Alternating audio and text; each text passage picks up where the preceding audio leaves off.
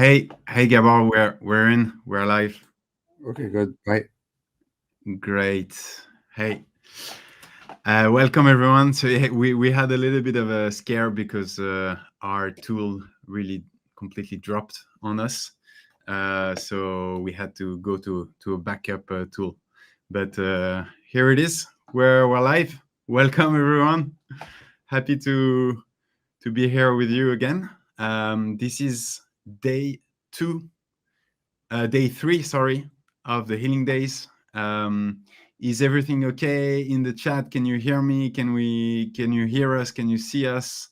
Let us know if everything is working perfectly. All right. So we had more than 30,000 people live overall since the beginning of the healing days.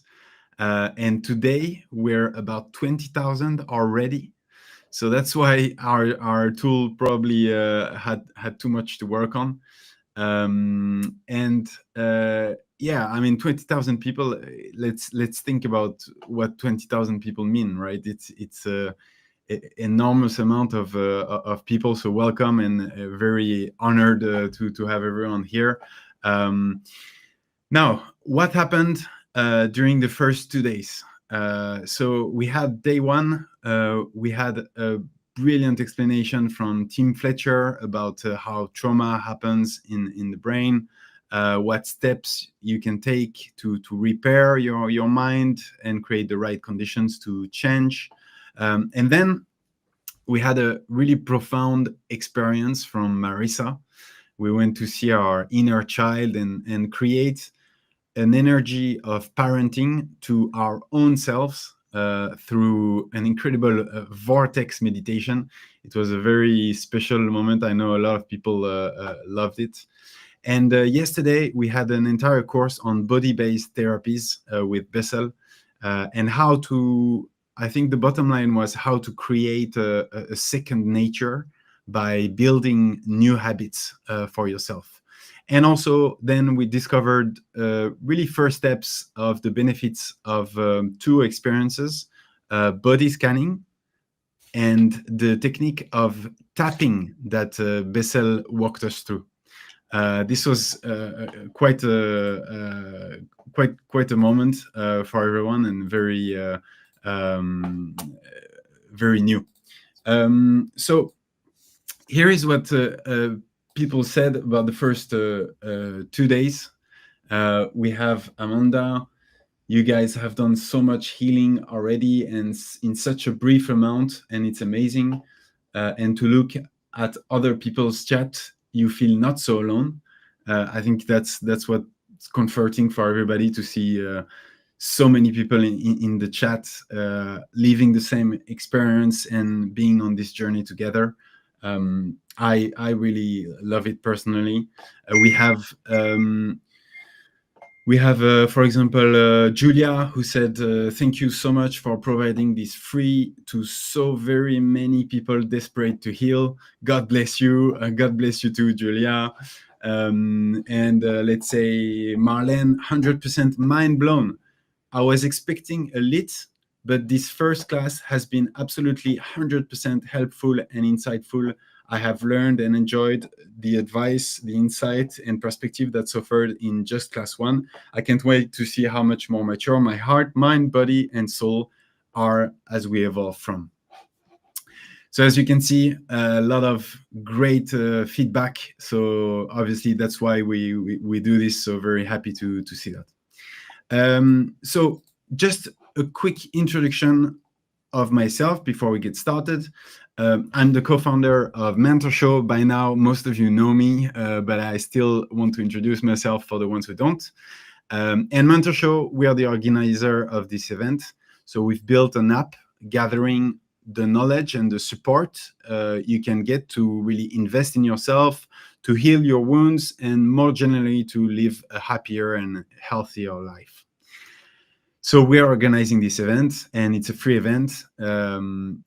some of you will be interested in going deeper and subscribing to the Mentor Show app and mostly the Heal Masterclass from Gabor. So at some point in this conference, we'll take a few minutes in the middle to explain what awaits you in this masterclass.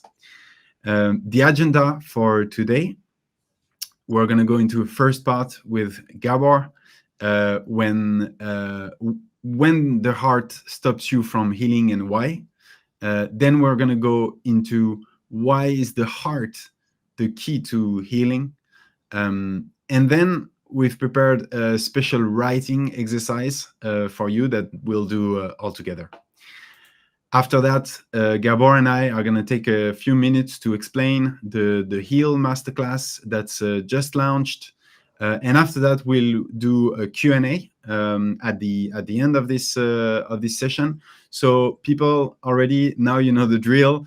You can obviously ask your questions in the chat. You can start now and all during the whole conference. And the Mentor Show team will gather them. And we'll have a Q&A session at the end of the webinar.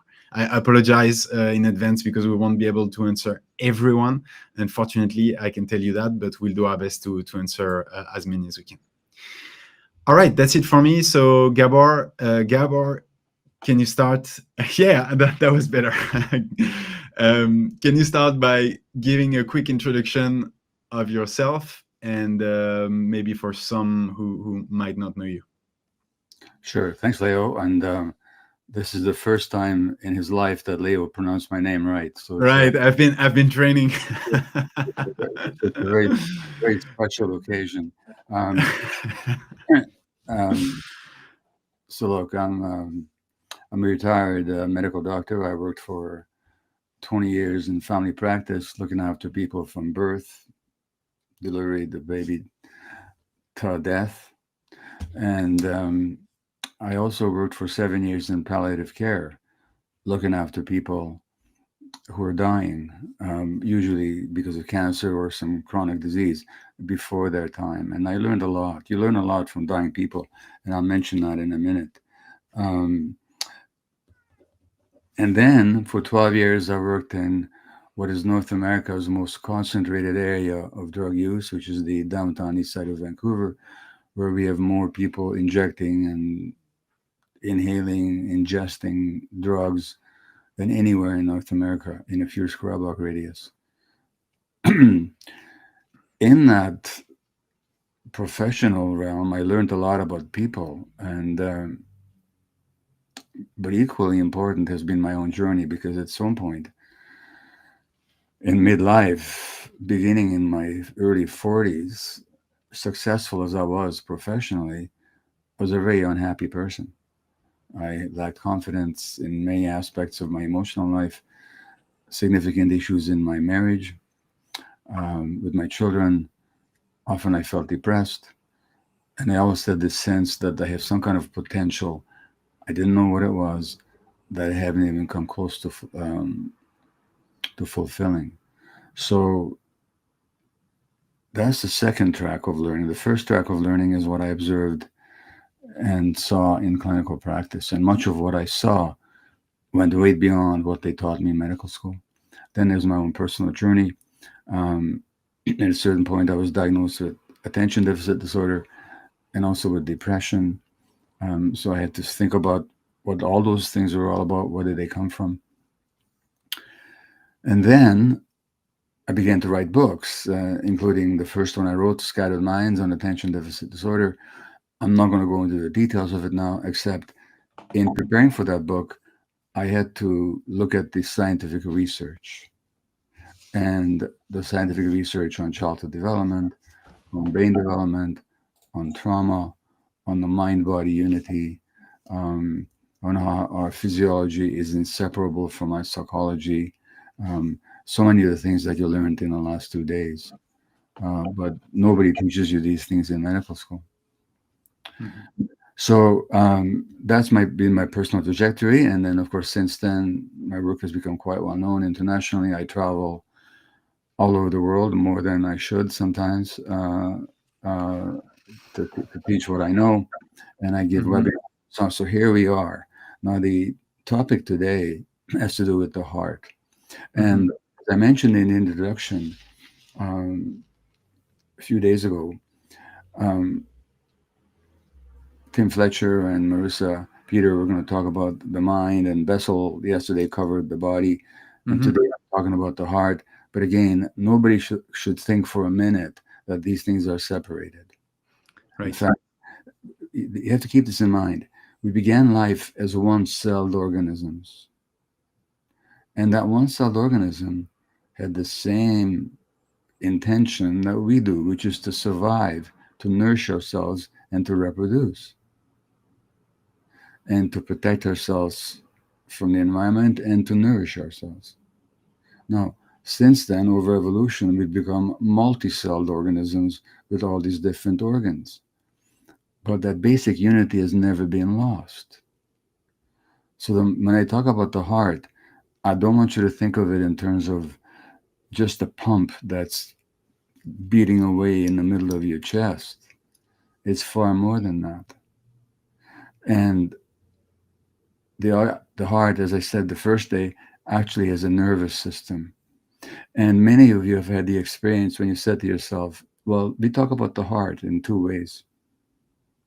Well, three ways, actually. We talk about, I knew it in my heart. So the heart has knowledge. And you did. The heart has a nervous system uh, that actually has some predictive capacities. And it can tell you things before the intellect can tell them to you. So you knew it in your heart. Secondly, we talk about having a broken heart. Well, that's not a physiological event, although there is something called broken heart syndrome, by the way. Sometimes people in the aftermath of a major shock will have a dysregulation of their heart rhythm and they can die. And that's called the broken heart syndrome. And the actress Debbie Reynolds, whose daughter was Carrie Fisher, she died a day after her daughter died, probably of broken heart syndrome.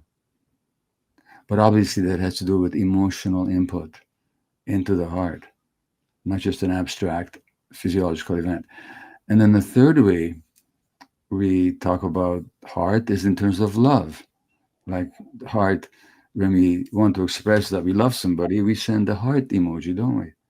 Mm-hmm. So the heart has all kinds of resonances and significances in our lives. Now, my most recent book, if I can advertise myself, is called The Myth of Normal: Trauma, Illness, and Healing in a Toxic Culture. It's been published in 43 languages around the world. And I'm going to quote you from the Myth of Normal. This is the Greek author, novelist, and author Nikos Kazantzakis. If you saw the movie Zorba the Greek, it's based on one of his books. And he said, the mind cries out, explains, demonstrates, protests, but inside me, a voice rises and shouts at it, be quiet, mind, let us hear the heart. Well, yes, sometimes we have to listen to the heart. And one practice you can do sometimes is when you're not sure about something, put your hand on your heart and ask yourself, what is my heart telling me at this moment? So that's one quote I was going to give you about knowledge in the heart. The second one, and Leo has disappeared for a while. I trust he'll come back. But the second I'm one, here. oh, you're here. Okay, I just don't see you. It's from a French novel, or a French little children's book, which I know, I'm sure you know, which is Le Petit Prince, The Little Prince, by Antoine de Saint-Exupéry. And he said, the little prince says, it is only with the heart that one can see rightly. What is essential is invisible to the eye. So the reality is, you can look out there in the world and see things happening, but if your heart is closed, you won't see them. We can see that right now in the world. There's some terrible things happening, and people are being subjected to unspeakable suffering. And people can see it with their eyes, but a lot of them don't see it with their hearts. Let me tell you about an experience that I had with the heart. The first time I did this psychedelic plant called ayahuasca, which is a Amazonian plant. I'm not going to go into the story of it, but I was in, for the first time in my life, I was in ayahuasca ceremony. In the tent was a little baby whose father had taken ayahuasca. The mother was there with the baby. The baby was at the mother's breast and being held by the mom. And the baby started cooing and laughing and sometimes crying. And under the impact of the plant, my heart just opened up. And I had tears of love coursing down my face. Tears of love. And boy, I realized how much I had closed my heart because it felt so different when it was open with that little baby cooing away. And all the times in my life, in my relationship to myself and with my children or my spouse or other people, I was coming from a closed heart. And of course, when you close your heart, life becomes very difficult, very unpleasant, very alienating. And then we have to escape from all that. And that's where we can get into all these addictions, for example. And I saw that in a split second. Now, I wish I could tell you that my heart stayed open after that. It did for about 24 hours. But Leo mentioned Bessel talking about habits. The Buddha once talked about habit energies. And habit energies run our lives. And the habit energies, one example he gave, the Buddha, was a man is riding a horse and the horse is galloping away and people along the way yelling to the man, "Where are you going?" And the man says, "Don't ask me, ask the horse." And those habit energies that are ingrained in us early in life are like the horse that take us all over the place. And one habit energy is the closing of the heart. Now, why do we close the heart? Because when we're small, helpless, vulnerable, defenseless, we got really hurt. And one way not to feel the pain of that is to close the heart. And that's not a conscious decision anybody ever makes. I'm talking about the heart in the metaphorical, emotional, psychological, spiritual sense. That's not a decision anybody makes consciously. It's just something that happens. And then you might not even realize that your heart is closed unless you really start to pay attention to it. So we closed the heart because it was too painful to keep it open. So it was defense. But that same defense, as I'm sure you have heard in the last 2 days, those same defenses that protected us from the immediate pain when we were small and helpless keep us in pain and keep us in difficulty and keep us imprisoned. So opening the heart is one of the ways to liberation. That's why we close it, and that's why we need to open it. And it's work. Let me tell you, it's work. And let me tell you, it's work that I'm still doing. I'm 81 and I'm still working on opening my heart because it's not a one time thing that you open it and now it stays that way. There are these habit energies, there's these defenses of the ego that keeps you shutting down and shutting down and shutting down. So it's ongoing work, but it's rewarding work. And if you start to pay attention to the body, you will know when your heart is open. So Mhm. I'll say one final thing. I mentioned this learning from dying people. There's a book whose author I met when I was in Australia. Her name is escapes me at the moment, um, but she's a palliative care provider like I was. She was a caregiver, and she wrote a book called "The Top Five Regrets of Dying People." And basically, these are people that were dying of terminal diseases, sometimes before their time, And what did they regret? Is that they'd closed down to themselves and they'd closed down to other people. Much of that has to do with closure of the heart. So if you find that your heart is closed, don't blame yourself. You didn't do it deliberately. It's not a fault. It's just what your organism did to help you survive. But now, if you want freedom, inner freedom and peace, it's on you to do the work to open the heart again. And how can, for example, how can people see the symptoms of having their hearts closed? You mentioned you realized it for yourself, and how can they notice that in themselves? Well, the quickest way to notice it is by looking at your behaviors and your reactions. Mm-hmm. So that when you are interacting with somebody who's close to you Mm-hmm. and you're aggressive and you say things later on that you wish you had not said, Mm-hmm. that's the time when your heart was closed. Had your Mm-hmm. heart been open, you would not have behaved in that way. You would not have spoken in that way. So that's Mm-hmm. one thing to note. And when you do that, there's two things you can do.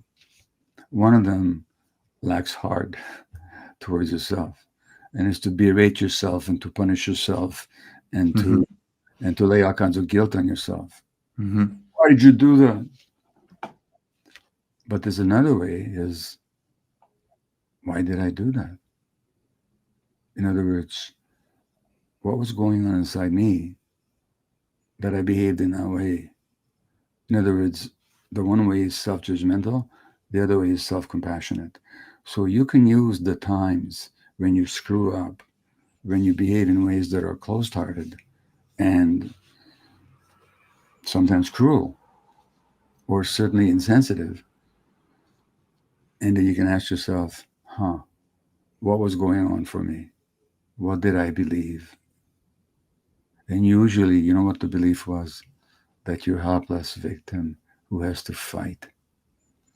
That's the usual belief.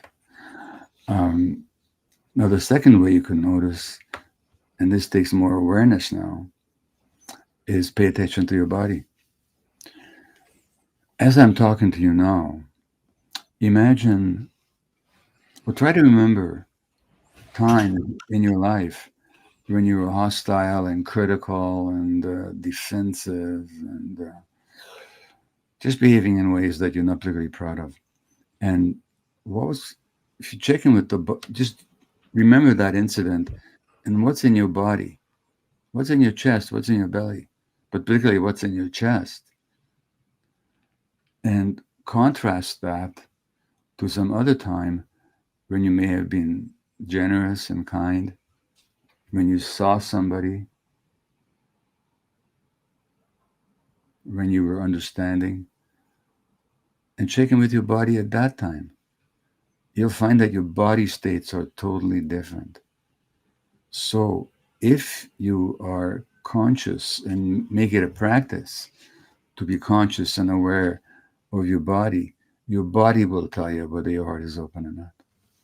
Because when it is, there'll be expansion and peace here. Mm-hmm. Deep breathing. When you're closed, there'll be tightness, constriction, and probably shallow breathing. Mm-hmm. Mm-hmm. And so, if we understand, when is your heart the key to healing, and why can compassion be a real cornerstone in your healing? Well, interestingly, that we're talking about the heart.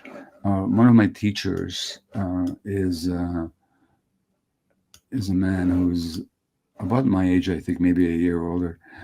His name is A.H. Almas, Almaas. And he's got his own particular school, spiritual, psycho-spiritual school of healing, a wonderful spiritual teacher. And he actually wrote a series of books called the Diamond Heart series. talking about the heart, the Damn It Heart series. And in one of them, he says, and I learned a lot from Amos. And in one of his books, he says, only when compassion is present will people allow themselves to see the truth. So, for you to actually see the truth about yourself, you need to be approached with compassion. So, one of the method of psychotherapy that I teach is called compassionate inquiry. Because if there's no compassion, people will stay defended and your heart will stay closed. And you're not going to learn, you're not going to see the truth about yourself. Because the truth about yourself is sometimes difficult, and sometimes it's painful, sometimes it's uncomfortable. That's if you're like me. And by the way, everybody is. So, we're none of us that different. So that compassion, only when compassion is present will people allow themselves to see the truth. That's why we need compassion for others, but also and primarily for ourselves. A lot of people that I know have much less trouble being compassionate towards other people than towards themselves. No, it can go both ways, but that lack of self compassion shows up all the time when I'm working with people.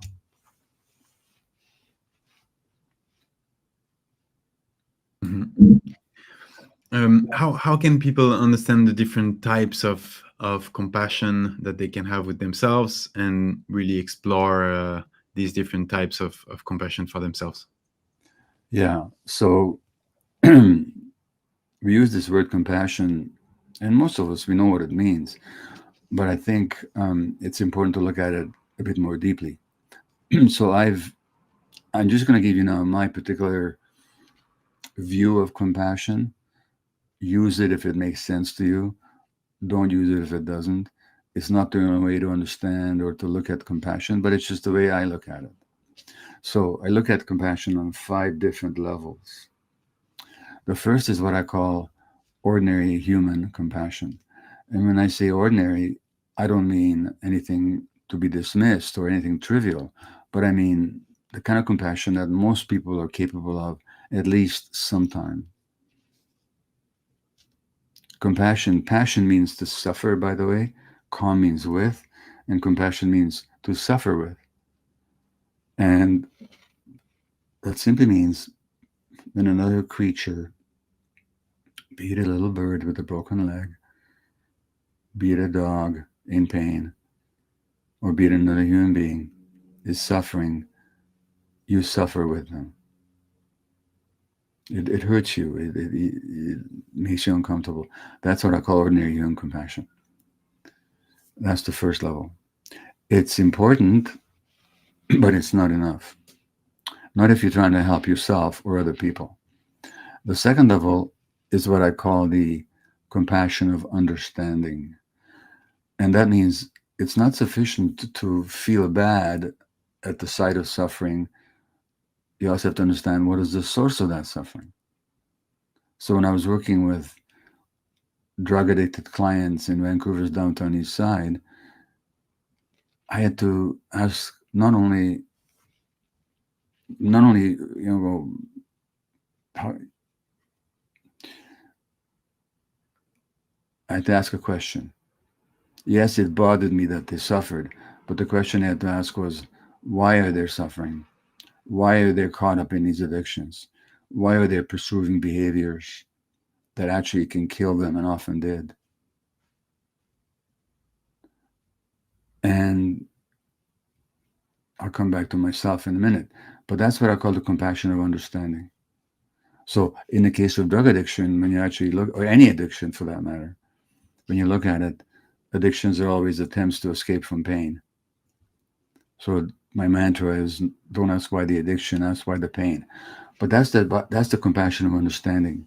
Because as long as you think that people are choosing to be addicted because they're bad people or stupid people or they have no moral sense or no willpower, you'll never be able to help them. So that's the compassion of understanding. That's the second one. The third one was also my experience in the downtown east side, which is that it didn't take me long to realize that even though my social situation and personal situation and professional and economic situation was very different from my clients, I had in myself the same kind of addictive drives. They were not directed towards drugs in my case, but I had addictive behaviors which caused me to lie and to deny and to turn my back on my personal and professional responsibilities. I was not different in that way than my clients. And here's the thing, nobody is different. It's a question of how honest we're willing to be with ourselves. So that's what I call the compassion of understanding. And that's why when you go to a therapist and they think they're the expert and they don't have a problem, you do, but they don't. And they don't have this compassion of recognition. That's what I call it, the compassion of recognition. They can't help you. They can't help you. And that's the third level. Um,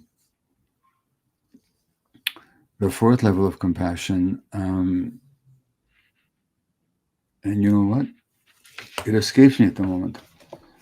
So let me give me a second here, and I'll look in my own book and find out what is this fifth level. Oh yeah, here it is. Fourth level of compassion. So the compassion of recognition. Oh yeah, the compassion of truth. Um, what does that mean? When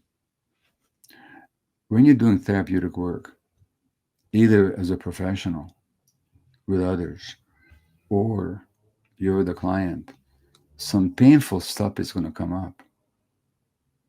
In fact, if it doesn't come up, not that we should cause anybody pain, but if the pain never comes up, you're probably not going deep enough. It's that simple. And we must not be afraid of pain, because if the truth is that there's pain there, then we have to be able to look at that pain and to understand it and to come to terms with it. And that's what I the compassion of truth is, that we're willing to look at reality the way it actually is, not the way we would wish to imagine it, or the way that we told ourselves it was as kids because we couldn't face the truth, because how could we possibly face the truth when we're helpless and defenseless and alone? So that's the compassion of truth, is the willingness to look at how it is. And for example, but this is a very obvious example, far from the only one. Let's say you're in a relationship where you're not honored and you're not seen and you're not understood. And you've really worked hard at it. Well, the truth might be that you can't be in that relationship. I'm not saying that is the truth necessarily, but it could be.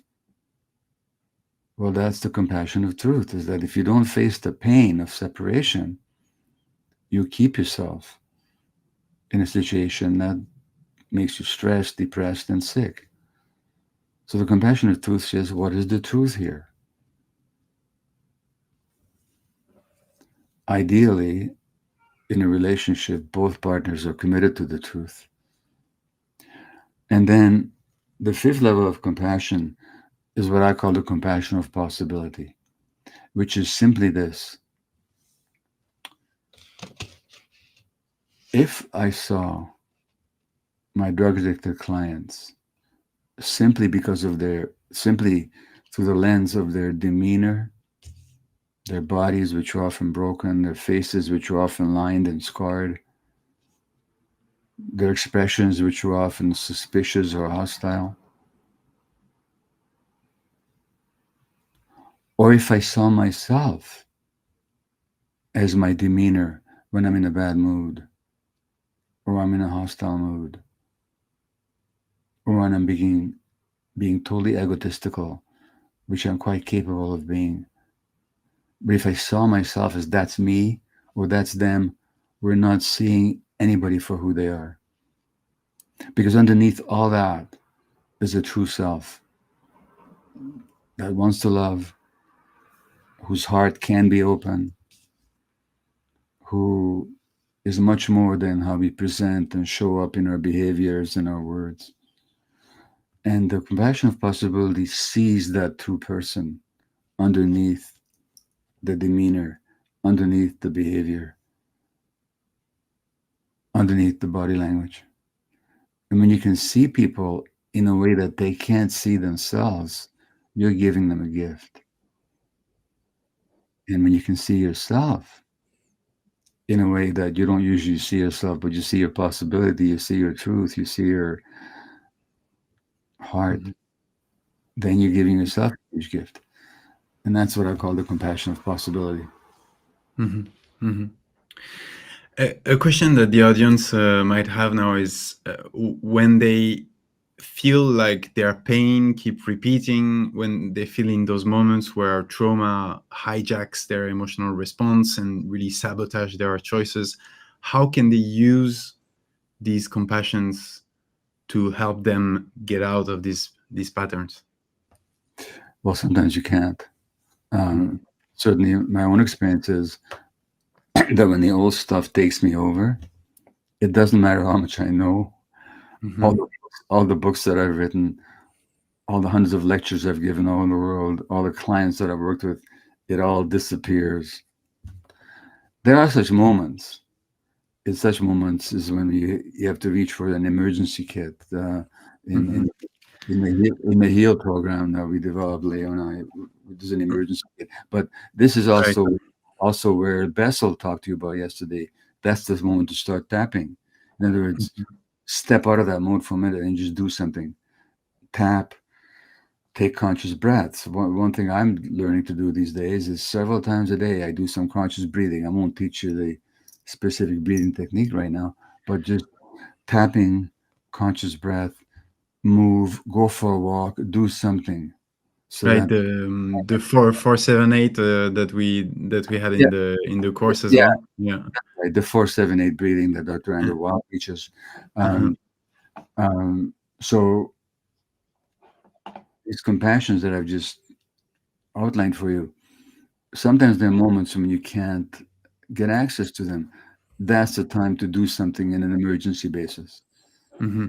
things that we just mentioned. And then when you calm down, then you come back to these compassions. Mm-hmm. Mm-hmm. So we thought maybe we go to the practical part, Gabor, or you want to keep diving a little bit into this cornerstone as the compassion and the heart. No, I think in a brief sense, Mm-hmm. I've told you what I can about it. I mean, it would take I could talk for an hour, of course, or two, but Mm-hmm. uh, I think I've summed it up. Mm-hmm. Mm-hmm. But there is an exercise that is in the myth of normal that we also teach in the HEAL program, the mentorship program that Leo and I developed. And there's 5 steps there that you could learn right now. You never Mm-hmm. have to read the book. You never have to buy the program if you don't want to. Mm-hmm. Um, but you could do these 5 steps. I think that would help you. So you can take notes on this if you want, and I can go through them with you. Would that be okay, Right. Leo? Yeah, perfect. And I think what we would like to suggest to you is that we do these 5 steps together, and there's going to be 5 different questions, if I might say, and you answer them in the chat so that we can sort of see your answers and trying to use all these this theory that we learned about compassion just now. Okay. So these 5 steps, actually, I did not originate them. I borrowed them with his permission from a psychiatrist at UCLA called Jeffrey Schwartz.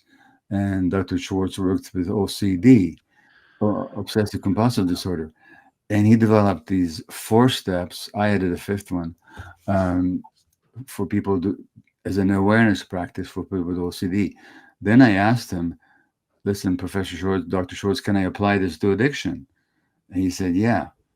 And Then I had a chapter on that in my addiction book.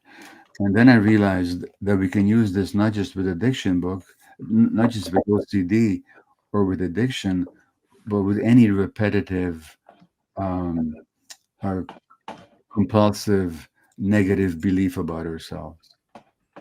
Okay. So Mhm. let's say, and you can do this. This is a practice you can do once a day or once a month or sorry, once a week. And you write this down. So when you have certain beliefs, so you might believe that you are not worthy of respect. That's a belief you might have. Well, here's step one. It's called relabel, and you write down, it is not true that I'm not worthy of respect. I just have a thought or a belief that I'm not worthy of respect. It's not true that I'm responsible for everybody else's feelings. I just have a belief or a thought that I'm responsible. Do you notice the difference? Mhm. As long as you believe it, you think it's reality. But as soon as you relabel it, you're saying, oh, this is just a thought that I have. So that's the relabel part. Right. People in the chat, if you are obviously comfortable with it, you can share a belief that you have, and relabel it to everyone. So it's not that I am unworthy. I have a belief that I'm unworthy.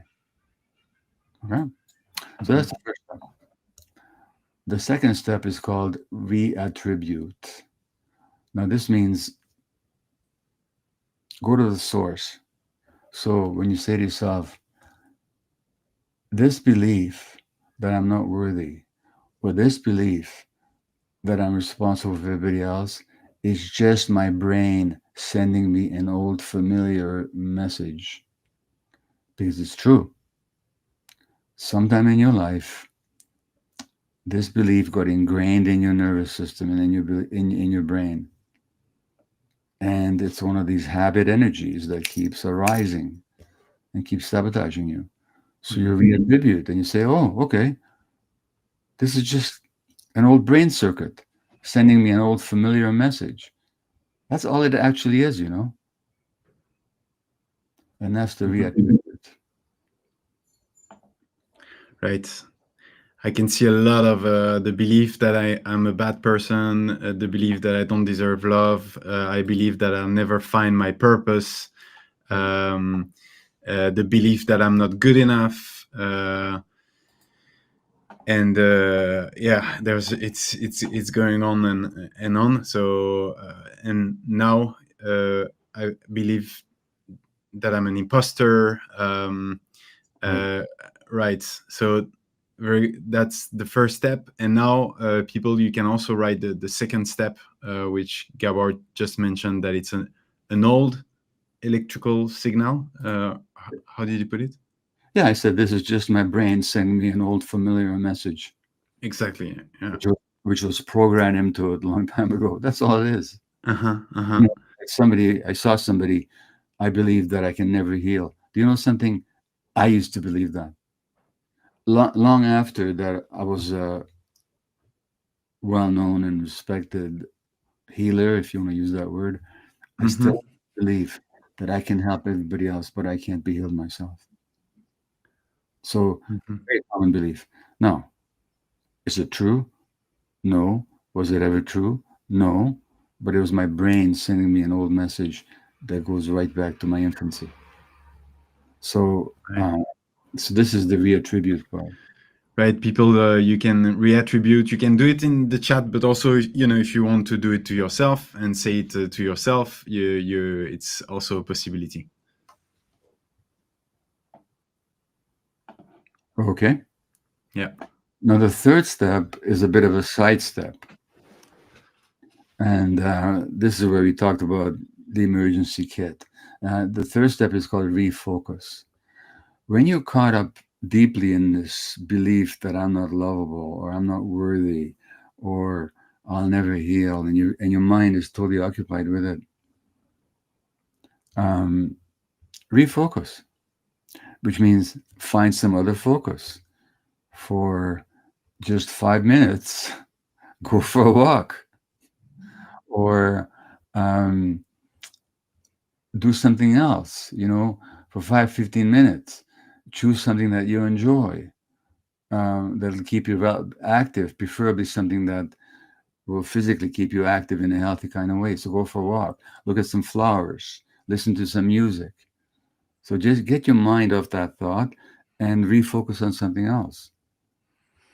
Or try and mind yourself when maybe some healing did happen for you, even if it didn't last.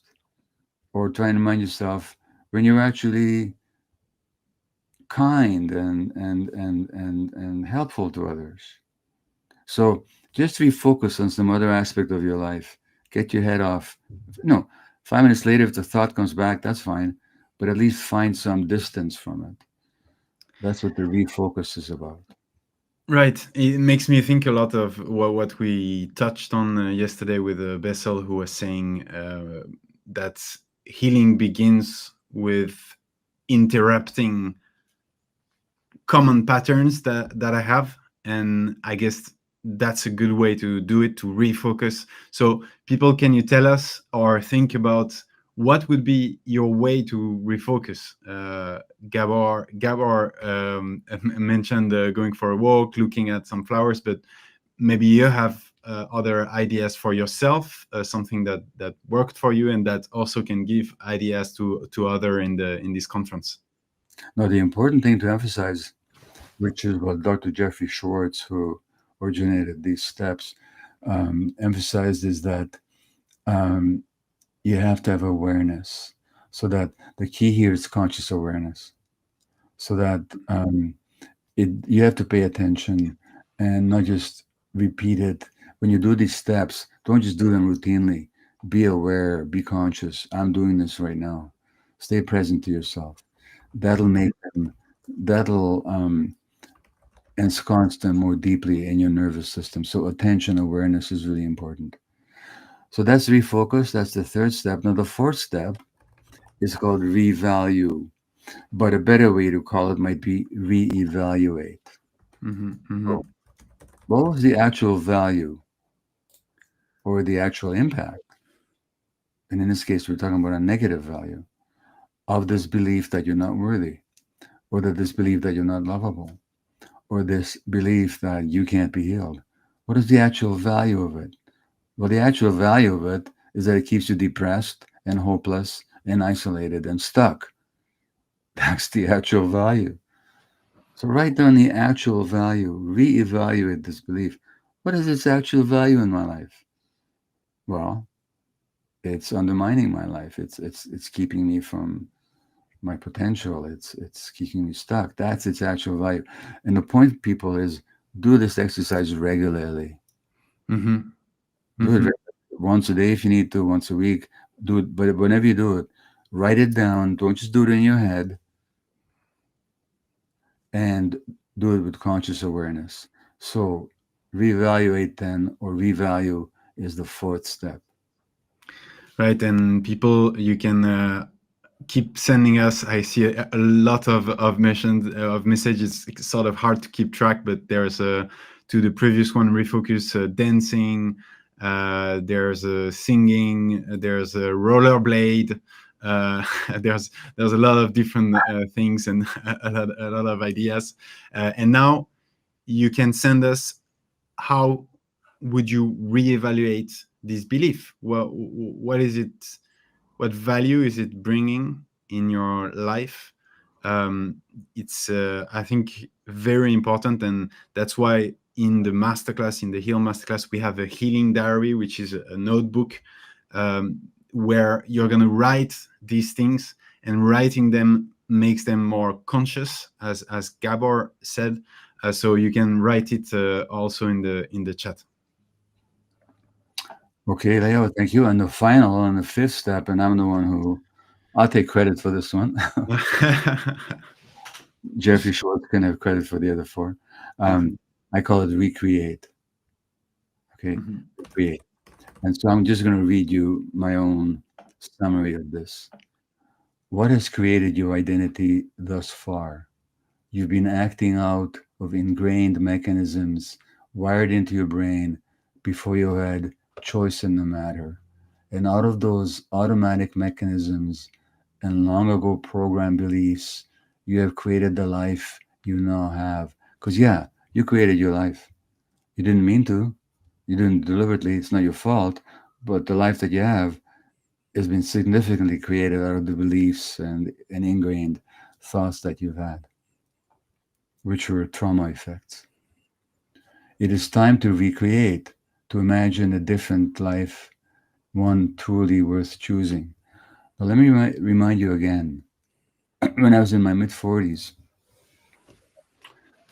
I felt stuck, depressed, hopeless, and I thought I had all this potential that I have never come close to fulfilling.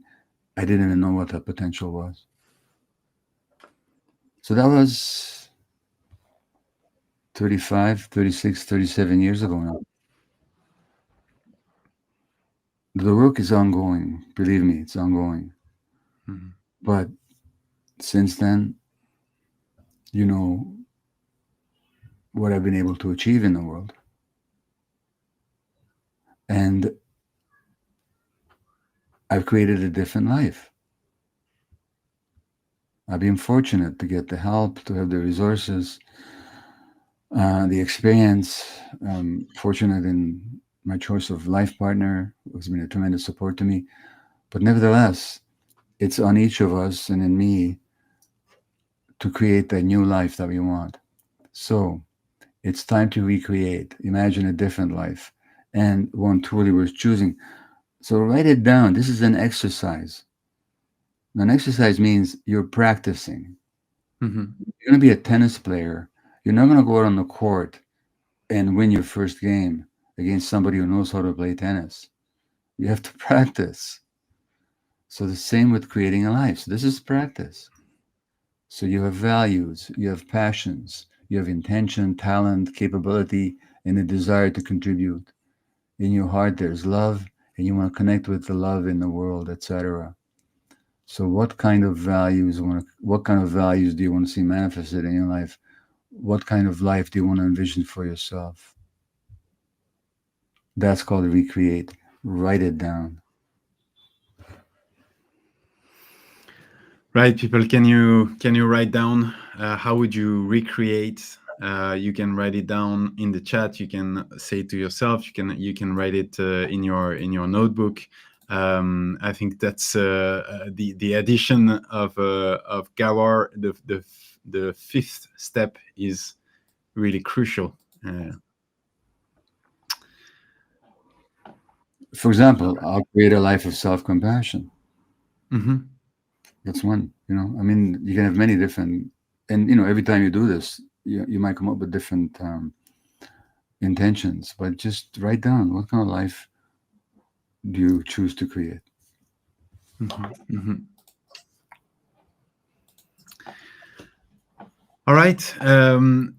I think we've come to the end to this first part. And people, can you tell us if you found this first part useful? What did you take from it? Did it do something for you? We would love to get your feedback. And actually, now, if you liked it, you're gonna really love the Heal program, because, well, there's many of these types of exercises. We call them the writing exercise. And before we go into explaining the Heal Masterclass, I want to say, so some of you are gonna want to join the Heal course, and I want to say a big thank you to all of those, because you are the ones who are making this event possible, right? And you are the ones who are making it possible for the rest of the people here to get a small taste of the masterclass for free. So, thank you, big thank you to everyone who's already joined, and the people who are going to join tonight. Now, let's take a moment now to explain to you what is waiting for you in Gabor's masterclass, and then we'll do the Q&A. So I'd like to start with a question for you, Gabor. there's a lot of material of you out there. There's podcasts, YouTube videos, and we've spent about 1 year building this masterclass. So why did you want to do a masterclass, and what's different about it? Well, I was just sitting around twiddling my thumb. I didn't know what to do with my life, and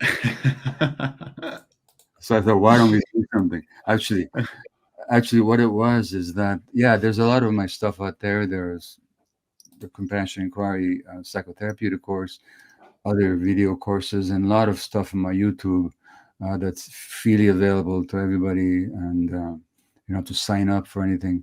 And then, of course, there are my books. So why did I want to create a new program? Because there wasn't any one particular program which concentrated what I've learned about healing in one actionable format. And so rather than just teaching concepts, um, I wanted to create a structured step by step program in which the viewer can get into an active position where they can actually do something on a regular basis. So that was the whole intention, is to create something actionable for the not just theoretically um, or emotionally satisfying, but also practically actionable. And from that perspective, um, we included in the program exercises and routines that you could regularly practice. I've given you one or two of them today. But the point is, going back to this question of habit, healing needs to become a habit. And, you know, I'm always wanting to learn. I'm always needing to learn. And right now I'm reading a book called Course in Miracles. And I'm not here to recommend it. It's not for everybody. I'm getting a lot out of it. But they basically say that you'll create the life based on what your actual intention is. So if healing is an intention, then healing has to become a habit, not just a wish, not just a good thought, but actually a habit. And so this heal program would, we hope, help you develop um, healing as a habit. The other aspect of this is that usually when you see me on YouTube, for the most part, you see me interacting with a lot, not so much interacting, but speaking to a large audience or being interviewed by a particular podcaster and so on. Um, in this program, we have live participants. So there were people there that came for the 3 or 4 days that it took us to film the program, and they participated. So you'll be able to, uh, you don't have to travel anywhere. You don't have to come to my Right. talk. You can just actually bring it to your own home by watching me work with these people. And one thing I can tell you, any healer will tell you this, that whenever you're working with one person, you're working with a million people. So that when you watch me work with these individuals who open up about their issues, whether it's to do with addiction or relationship or self worth or whatever it is, I'll be working with you. And then finally, we wanted to create something accessible so that, it's been um, decades of clinical practice and learning and studying and self development. And I wanted to make it accessible for people. Um, Everything that not, I shouldn't say everything, but the essence of what I've learned. Mm-hmm, mm-hmm. Yeah. Yeah, I can add to the live participants part that it's really mesmerizing to see you work with this audience. There were about 20 people on the shooting set for about 3 days, and there were some really magical moments, really magical or at least profound moments. And obviously, the goal is that it's you can recognize yourself in them, and it's very contagious. Um, Now, the reason why we created a very practical guide is because before starting the masterclass, we asked the audience, we asked about 3,000 people what they had tried before. And you can see here the list of things that were tried before. There were a lot of different options. Um, and then we asked all these people, what did they need? What did they want from a masterclass from Gabor? And the immense majority said practical exercises. Why? Because, well, knowledge, as Gabor said, knowledge can only get you so far. And what you need to heal is really practice, habits, and ways to apply those teachings. As Gabor said, when you want to try to learn tennis, you're not going to get good at tennis. You're not going to get good at tennis by watching videos on how to play good tennis. It might help, but at some point you need to play tennis, and then your body will change, your brain will change, and you can create really a new player. Um, so before we get into the structure of Heal, and Gabor explains how it's built, maybe there are some people in the audience who have already taken the course and can speak to how they felt about it and if it was useful for them. So in the meantime, Gabor, could we go through the letters and explain why these are essential steps towards healing? And in the meantime, I'm gonna share my screen, and I'm gonna show you how it looks on the website directly, so that you see a little bit the other side of the paywall. Okay.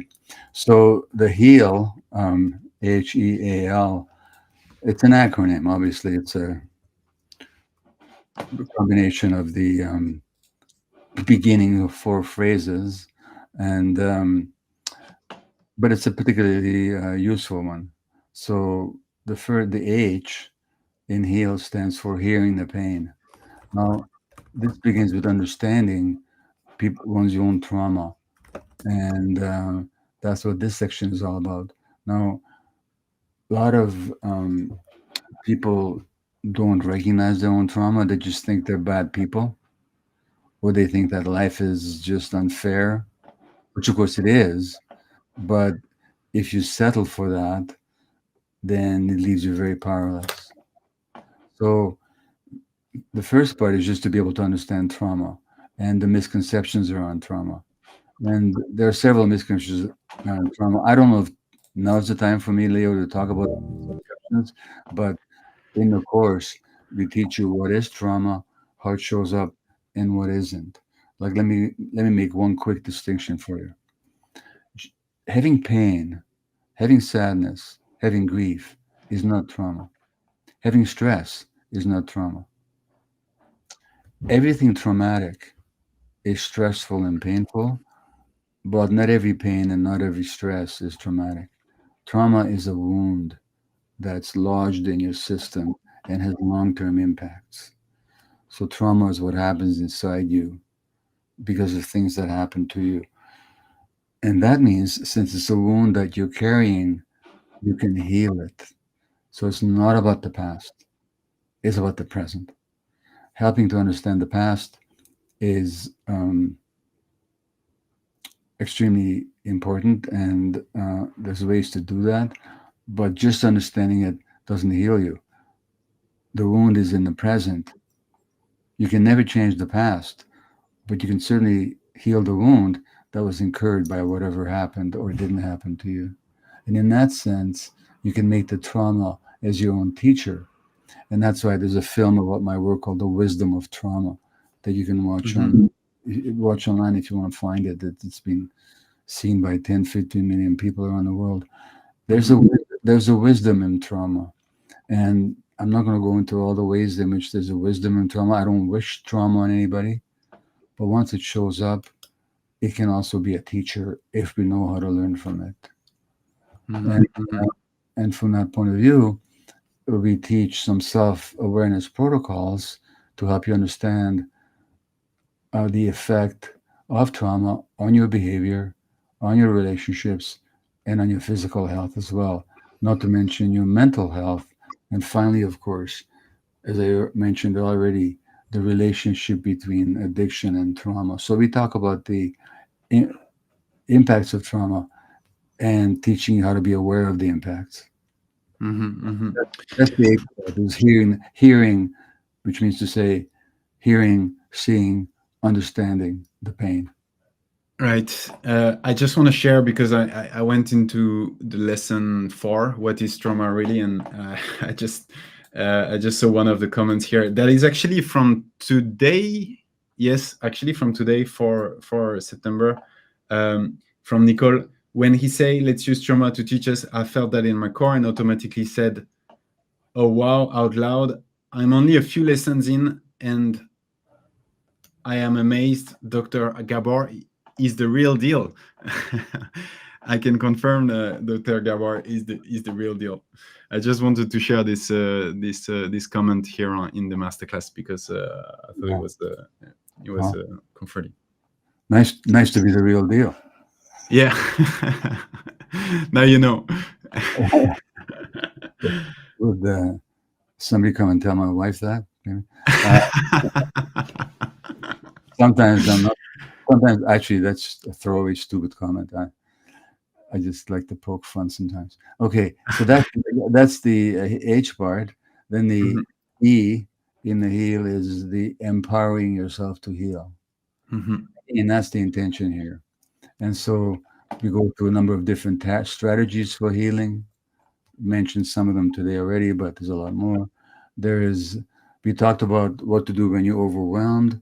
So there's an emergency kit, how to use meditations or breath or images or music or grounding exercises to regulate yourself in those moments of overwhelming upset. And then let me tell you, that's the part that I've always had the most difficulty with, you know, um, in my own personal life. So that's the empower part. Also, in that part of empowering, we look at how to rebuild connection with yourself. And that has to do with reconnecting with your authenticity, because the essence of trauma actually is disconnection from yourself. That's the biggest wound there is. And mhm, there's a wonderful section with an indigenous friend of mine, a former mhm, um, Reuben George, where we talk about reconnecting with nature. Because mhm, in the indigenous tradition, um, people and nature are not separate.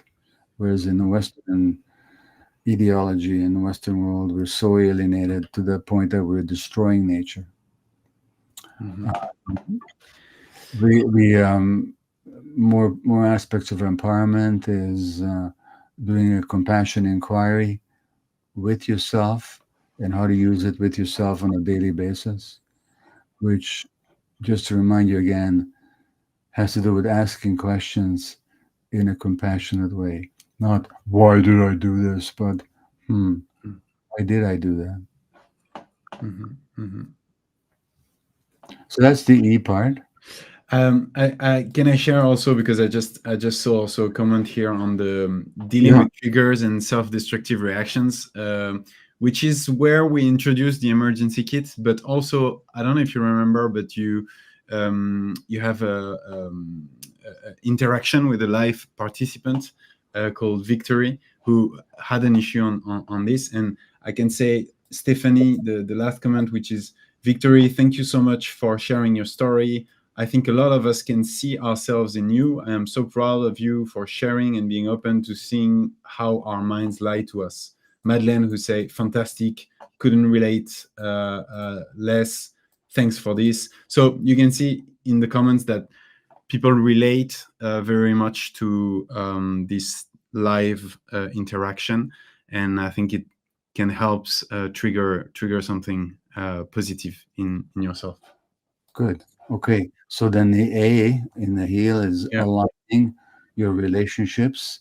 And of course, that includes aligning your relationship with yourself.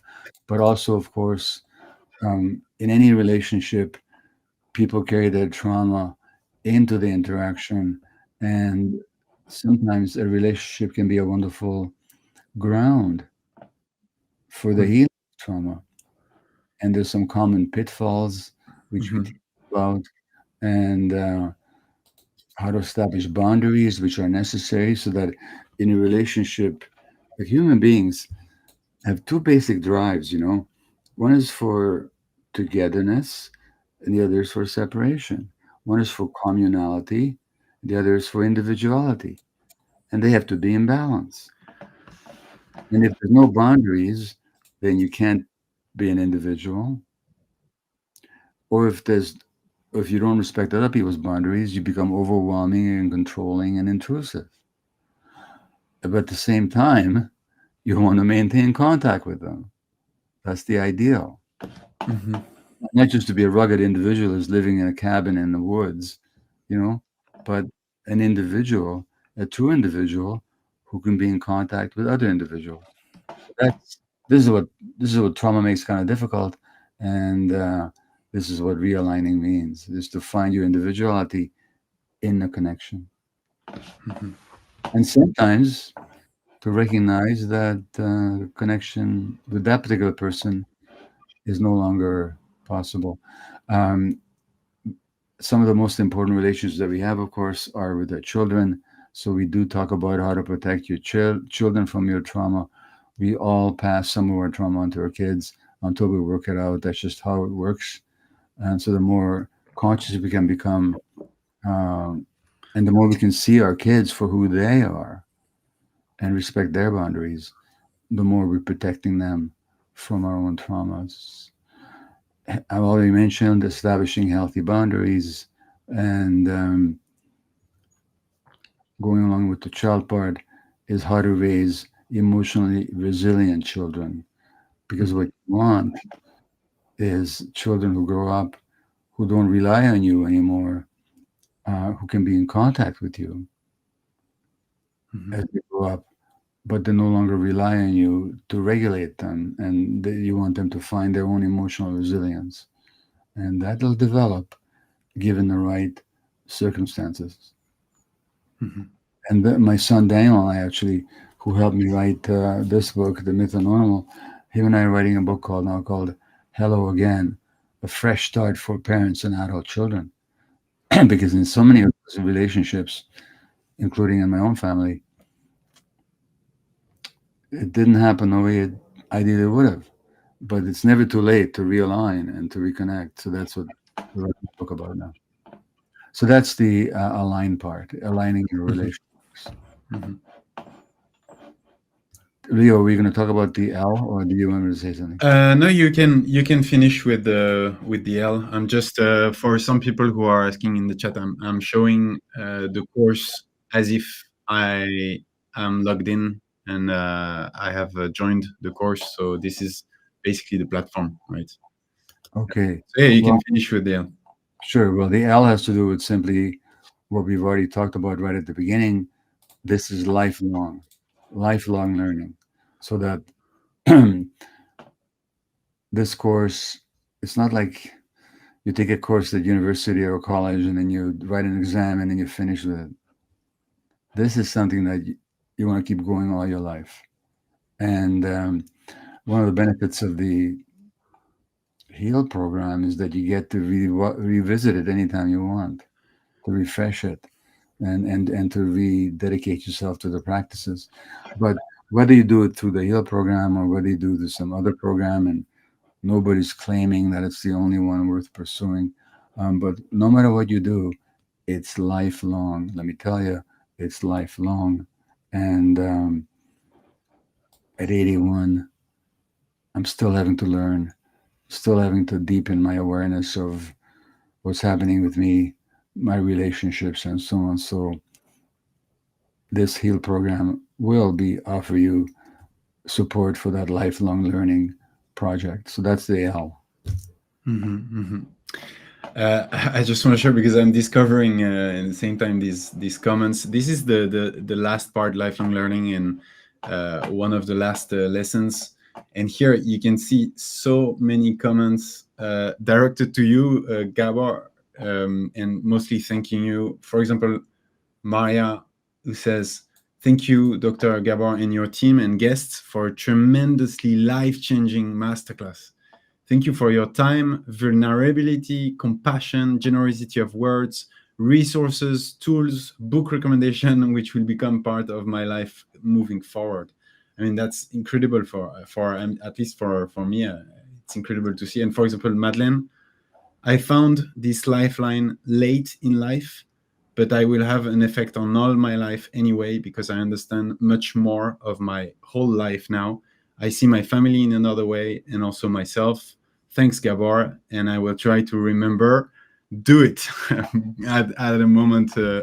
Gabor says this in the masterclass. So yeah, really incredible testimonies here. So some people might ask now, how can we join the program?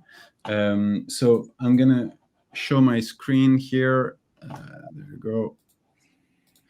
So normally you will have to choose between two paths. There you go. Which is option one. You have the Heal Masterclass. The public price is $600. You get the complete step-by-step masterclass, everything you need to get started at home. And the option two normally would be including the Heal Masterclass. So the Heal Masterclass is in it.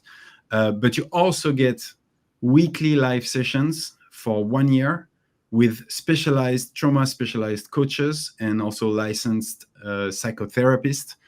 In total, you have more than 50 sessions where you can ask your questions, you can get some advice, you can have people helping you to keep your momentum strong and really help you overcome roadblocks. I think Bessel mentioned it, that it's hard to do it alone. People feel sometimes alone behind the screen. And here the idea is that you're not alone anymore. You have specialists who can help you. And by the way, one of these sessions will be with Daniel Maté, Gabor's son, shortly. So you will have a sort of a kickoff session with him at the beginning of your program. In there as well, you have exclusive webinars like this one where we dive deeper into key topics. And you also have all the future healing masterclass. For example, we're preparing one with Bessel van der Kolk that you saw yesterday, and many more that are already confirmed. The last thing that you have in there that is not written is that you'll have all the replays from the healing days. So you'll have the more or less 8 hours of content that we've done now. But so here is the Healing Day surprise, is that you don't have to choose. We wanted to make it very simple for you. So here the offer for Healing Day is that you get everything in option 2 for less than the price of option 1. So for the Healing Days only, we remove that choice completely, and you get everything in Mentor Show Plus. You get the Heal Masterclass, the weekly live coaching, the exclusive webinars, the upcoming masterclasses for $399, and that's a 66% discount. So you can, if you want to join, you can scan that QR code, or you can also type mtor.sh/heal. You will be asked to sign up with your email and with your password. And then you will be on the checkout. And once you've paid, you'll have immediate access to the masterclass. One last thing before we get to the Q&A is that with this offer, we offer you an incredible guarantee, which we call the 100% risk-free guarantee. And it goes as follows. I'm going to explain as shortly as I can and as clearly as I can, is that if you complete the program, you watch it entirely and you do the exercises in your healing diary, and you still think it's not for you, you need your money for some reason, or you just want your money back, you can ask for your money back. You just email us info@mentorshow.com and you'll get your money back. You just send us the pictures of the exercises that you made in your healing diary, and we'll refund you. So this is the 100% risk-free guarantee. It's basically, if you don't like it, you get a refund. That's because, well, we're very confident that it can have a very profound impact in your life. So we've decided to take the risk on our side, basically. You saw already a lot of comments in the Mentor Show website, but I still wanted to show you a few. For example, Elizabeth, even if I work as a psychotherapist, as a mentor, I'm learning how to speak deep on me with compassion, how to follow with love my thoughts and feelings, how to give that to my son too. Be here listening to you is my gift to that little girl inside of me. I think that's really the goal when we created the course. And for example, Matthew, please extend my gratitude to all the team to make this masterpiece possible. It changed my life, and I'm quite sure it will do the same for too many people around the world. So obviously, that's what we hope when we created this course. All right. So once again, if you want to join, you can just scan this QR code. And just one last thing is that we this offer will be only for 500 spots, just because we have a limited pool of coaches and psychotherapists. So we want for everyone to have the right level of attention. So we'll limit this offer to 500 spots. All right, I think we're done here. Now we can get to the Q&A, and the first question is from Crystal. How do I reinforce my boundaries without feeling fear or shame, specifically with loved ones such as parents? That's a good question to start with. Well, you can't. Okay. Okay. Because you've been programmed. And here's the programming, Krista. If I assert my boundaries, if I stand up for myself, I'm hurting somebody else. That's the belief. What you do is you do those 5 steps. This belief that I have to suppress myself to please others, it's not true. It's not true that I have to suppress myself to please others. It's just a belief that I have. That's the first step. Second step, this belief is my brain sending me an old message. Now, it would be very nice if I could give you a magic way to assert yourself and be yourself and not feel guilty and not feel shamed. You'll get there, but that's going to take learning, because you've had a whole life of learning the opposite. So the question you have to ask yourself is, what is the impact on me of not saying no? What is the impact on me of trying to please others? What is the impact on me of trying to protect other people from myself? What is the impact? And then ask yourself this question: which would you rather have? The impact of suppressing yourself, or the guilt that's going to arise for you when you don't suppress yourself? So what I'm saying to you is, embrace the guilt. It's just old programming. You can't help it. It's going to come up. It's automatic. But you don't have to believe it. You can do the 5 steps regularly. So eventually, you'll find it very sweet.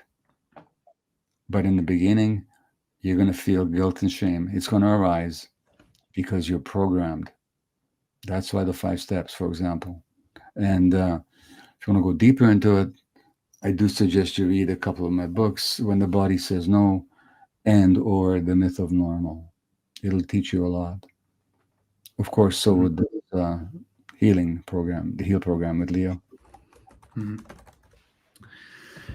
I'm just going to answer a few questions about the HEAL program that I see in the chat.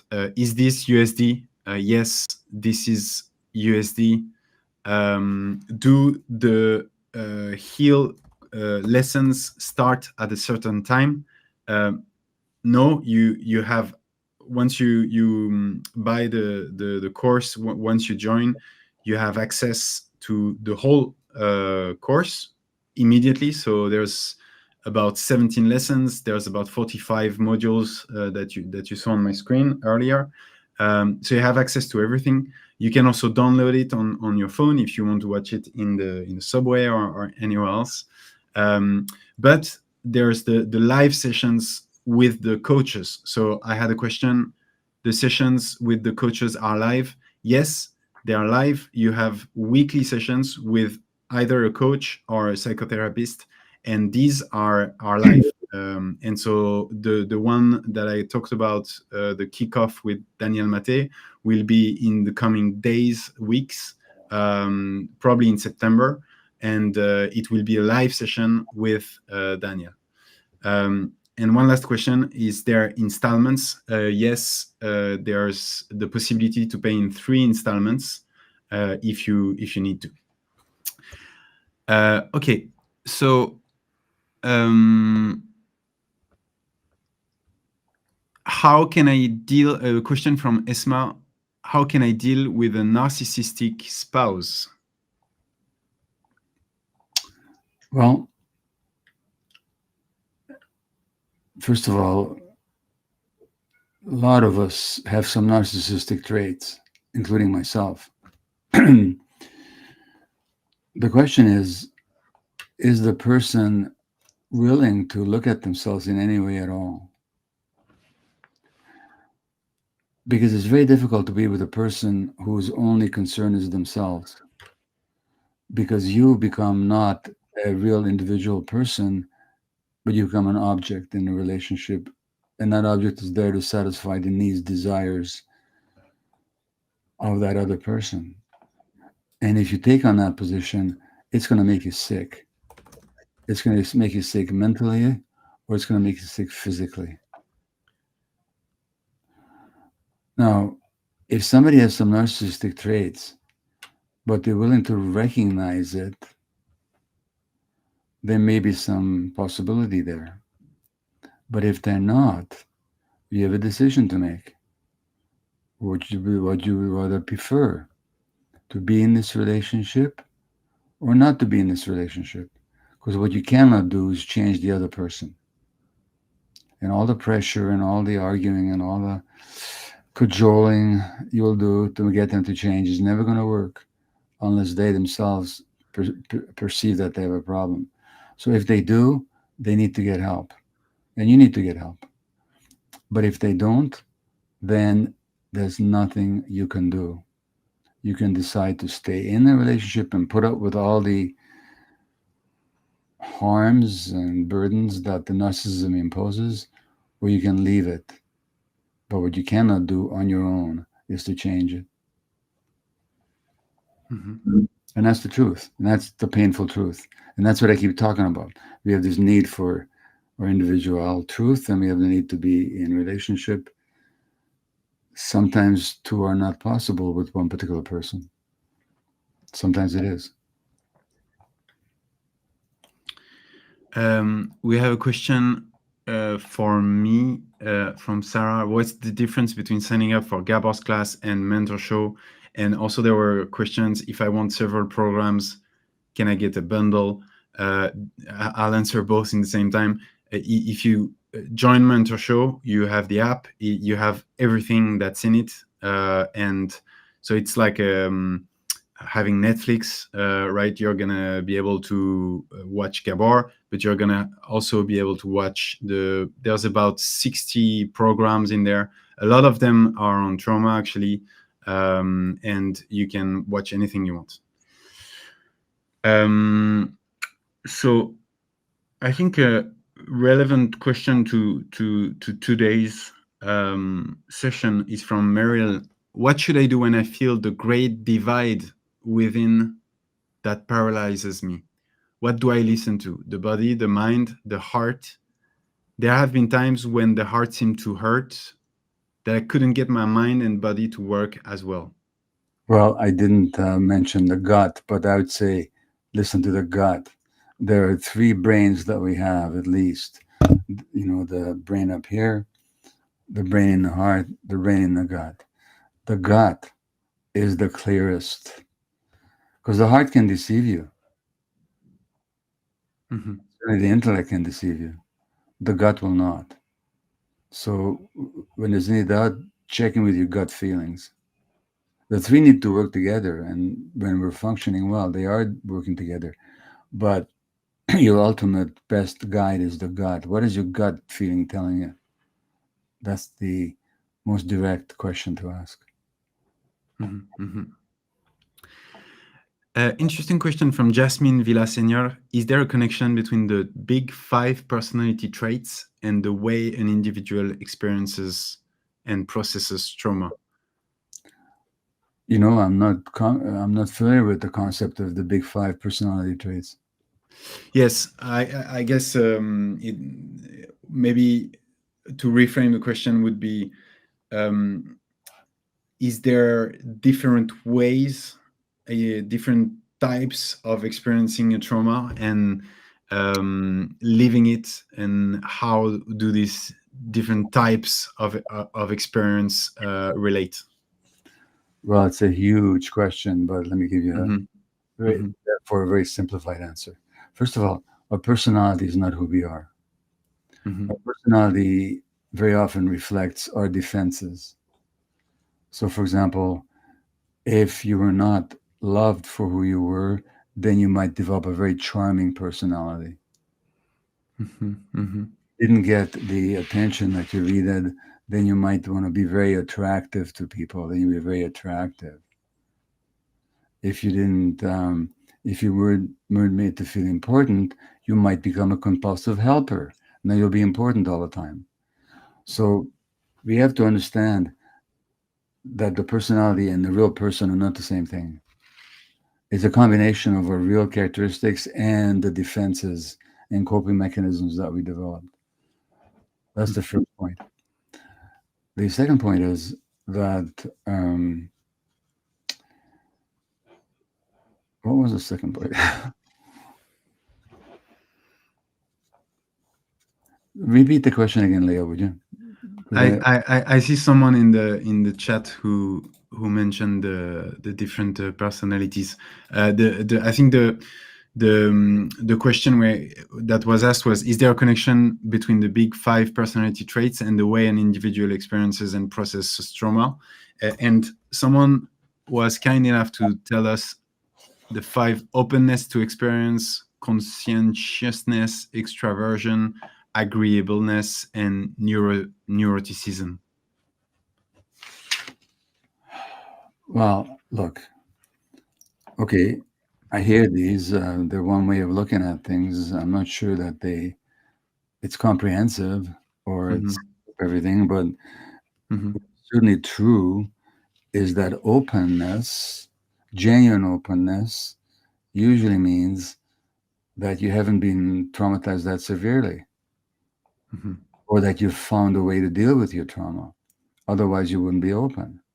Hmm. The essence of trauma is a closing down.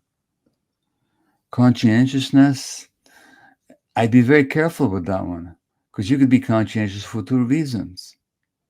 You can be conscientious for the same reason that the first questioner today, that if I'm not conscientious and if I'm not looking after others, I feel shame and guilty. So Hmm. conscientiousness can just be a trauma-based, self-induced um, sense of responsibility. But conscientiousness could also come from genuine, open empathy. The first one is trauma-based. The second one is not. Hmm. So it depends on where the conscientiousness comes from. You can be conscientious and be killing yourself because you're doing it out of a need to please or to help others while ignoring yourself. Or you could be conscientious out of perfectly valid, self respecting reasons. Hmm. Hmm. Uh, extroversion, a lot of that has to do with temperament. Um, some kids are more extroverted than others by temperament, they're just born that way.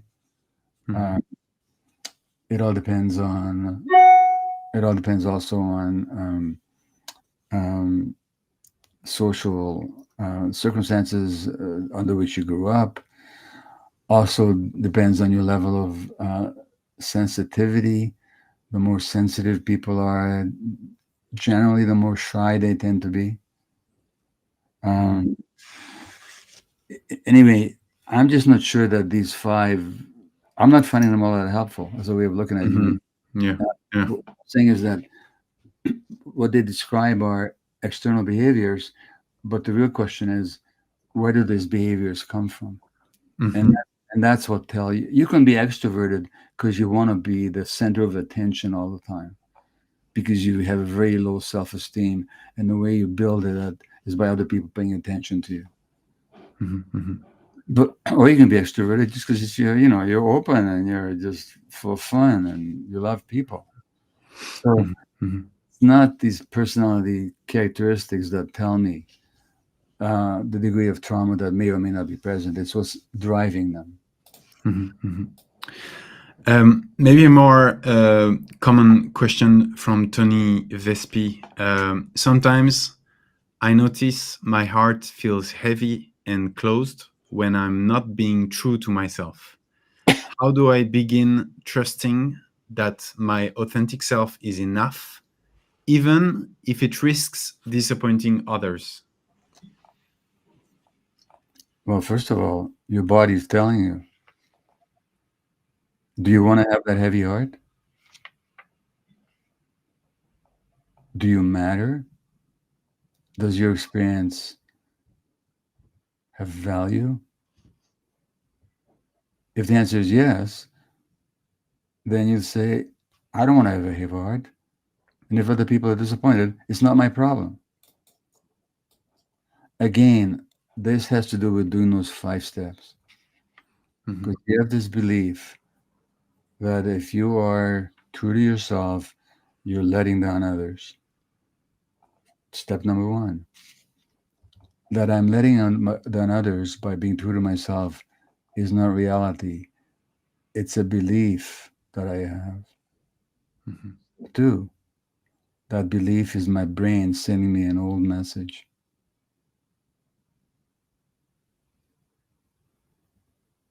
and so on. Okay? Mhm. Mhm. But ask yourself, what is the impact on you? Do you want to go around with a heavy heart? Do you deserve to go around with a heavy heart? Does anybody? And if other people don't, why do you? Mhm. Liliana Dazal, I think I know the answer to that, but I lost my dad when 3. I lived through the violent era of Pablo Escobar and guerrillas in Colombia. I always expect the worst. Sometimes I feel lost. I can get angry very often. Very often. Is that trauma? Yes. Yeah. It means that you're being taken over by mechanisms programmed into you. Because this life happens. People die. There's grief. Again, trauma is not the absence of grief. Mhm. So these down cycles that you describe about yourself are an outcome of trauma, because our true self, we're just here experiencing life and being open to it. That depression, that down, that's a closing down. And that's a closing down is a defensive maneuver that you developed as a child. Mhm. Elise Thompson is asking, what is the difference? I think it's relevant to the first part that we had. What is the difference between closing my heart and having boundaries, protecting yourself from toxic people? Well, when you close your heart, you don't care about anybody else, or you don't care about yourself. But for example, if you came to me and you wanted something from me that I wasn't in a position to give you or didn't want to, I could still care about you, but I could say to you, listen, I'm sorry, I really care about you, but I'm not going to do that. Mhm. It's a totally different body state. With the closing of the heart, there's a tension, there's a heaviness, there's a resentment. With the Mhm. boundary setting, there's just no, sorry, no. But it's got nothing to do with you closing down. They're totally different body states. Mhm. Mhm. Now, people will accuse you If you set boundaries, some people in your life will say, you have no heart. No, Mm, I do have a heart, but it's open to myself as much as it is to others. And that's why I'm setting a boundary. If mhm, you don't like it, I'm sorry, I understand. mhm, mhm. Jennifer Carrasquillo is asking, what are Gabor's thoughts on EMDR trauma treatment for healing? I haven't studied EMDR very much, but I've seen the studies, and certainly Bessel, I think, would have talked about it yesterday. Did he, Leo? Yeah, he did. He did. Yeah. Yeah. So it's a look. There's nothing perfect. There's no method of therapy, mine, Bessel's, anybody else's, that's perfect for everybody.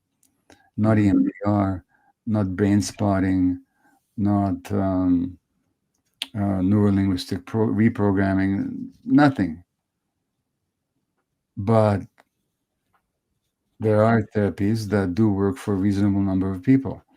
An EMDR, but again, it depends on who's doing it, because just as a technique by itself, I think it's limited. But if it's in the context of a trauma informed therapeutic program or therapeutic approach, it can be very helpful. So EMDR is one of the programs that have been studied scientifically and has been shown to have benefit. So it's not a question of my personal opinion. It's what the science seems to say about it. mhm, mhm.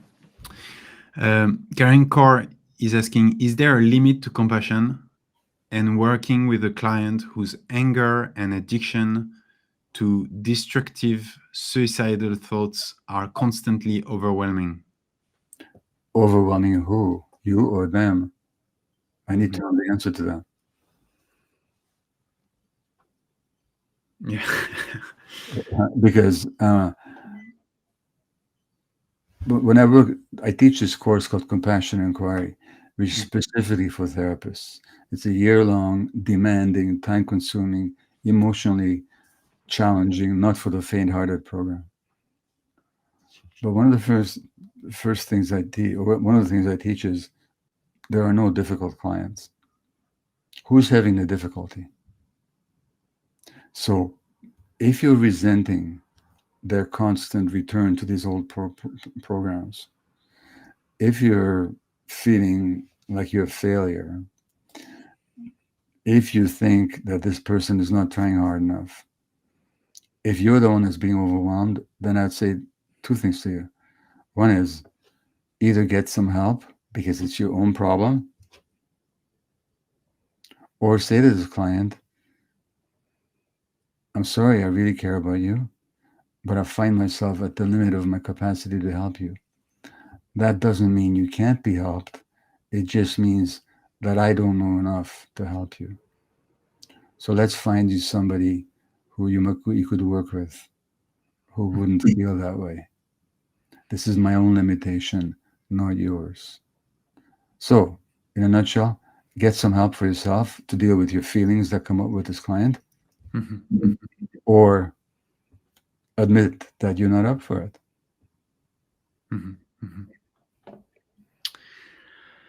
Um, I saw someone asking. I just signed up for the masterclass. How do I access?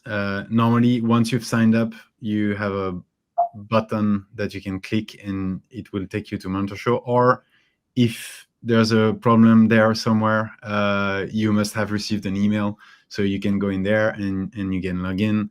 If there's any technical issue or anything that you don't understand, you can always contact info@mentorshow.com, and the team will respond as fast as possible. Um, we have from Karen, how do we work with people who were severely traumatized and don't trust anyone and have closed their ear off completely, even to those who are trying to help them, and it is impossible to reach them? Well, first of all, there's an assumption in what you say, and the Mhm. assumption is that it's impossible to reach them. How do you know? All you know is that you haven't been able to reach them. So maybe you're right, but just because you tell me that they're impossible to reach doesn't convince me. Could be that you just haven't found a way to reach them. Maybe they trigger something in you. Maybe they bring you up against your own limitations. So then it's very similar to what I said to somebody before. Um, if and I don't know who this person is in your life. Are you a therapist, and is this a client, or is this a relative or a friend? Um, but just because you find it impossible to reach them doesn't mean that they're impossible to reach. Mm-hmm. And either they need to be referred to somebody who's confident, or you need to work on your own approach. Mm-hmm. But and you're not obligated to take this on. I mean, don't put pressure on yourself. If this is something you choose to do, then you have to need to work on yourself. But you don't have to choose to do it. The whole world is not your responsibility. And there's some people you can help and some people you can't help. But I don't accept a statement about somebody that they're impossible to reach. Mm-hmm. Question from Kira Knudsen on more on parenting. Gabor, at what age do you think it's most beneficial to introduce children to trauma-based therapy? And what are the best methods for teaching children to identify emotions using somatic awareness? Well, first of all, hopefully we raise kids that don't need trauma therapy. Yeah. Mm-hmm. The prevention is far more important to consider first than the treatment. Secondly, it Mm-hmm. depends on the age of the child. Young kids can do trauma therapy, but you don't call it trauma therapy. You know what you call it? You call it play therapy. You call it sand tray therapy. You Mm-hmm. call it art therapy. You call it music therapy. They don't go there to talk about trauma, but in sand tray, they'll act out their trauma and they'll have to resolve it, or in play therapy, or in art, or in music. So all these mechanisms um, are young, depends on the age of the child, obviously. Mm-hmm. Mm-hmm. Jennifer asks, do you have a belief that most maladaptive behavior is rooted in attachments, as you have mentioned in regard to addiction? Yes, human beings are designed for attachment, for connection, for communality, for compassion. We have these needs that we're born with. If those needs are met, there'll be no maladaptive behavior. And by the way, what we call maladaptive was perfectly adaptive at a certain point. But later on, like for example, attention problems. Um, my view, for example, for attention difficulties is that the tuning out, the absent-mindedness, at some point was a coping mechanism. When there's too much stress in the environment, a child can't leave the situation or change it. So what can they do? One thing they do, they tune out. And when are they tuning out? When their brain is developed, because the brain develops in interaction with the environment. Physiologically, that's just a fact. It develops in relationship to our attachment relationships. That's just a physiological fact. Even though if most doctors don't know that, but that's just the science. So that tuning out to a young child who's stressed because the parents are stressed or the parents are depressed or it's a difficult situation or a war situation and the child tunes out, that's perfectly adaptive. There's nothing maladaptive about it. It becomes maladaptive later on. That's the whole problem, is that Mm-hmm. the behaviors or patterns that were adaptive in the first place, later on, they no longer serve us. But in that sense, yes, I think they all originate with significant disruptions. Depending how sensitive the child is, the less sensitive, the less significant the disruption is to our attachment relationships. Mm-hmm. I'm gonna answer a few questions on the Heal course and give Gabor a little bit of a rest because I'm firing up so many questions now. Um, is there material on compassion in the Heal masterclass?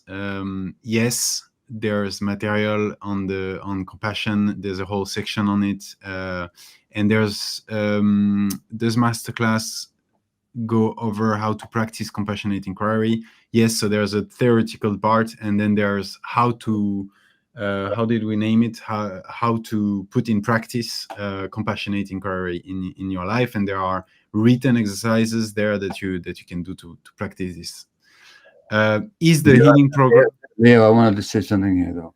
Yeah. Nobody should confuse the professional compassion inquiry training Yes. with what we offer in the mentorship program. Yeah. Of course. Yes, the HEAL program does introduce compassionate inquiry for the lay person in the context of their own lives. But the Mhm. actual professional training, that's a totally different program, just to make that distinction. Exactly. Yeah. Thanks for clarifying this.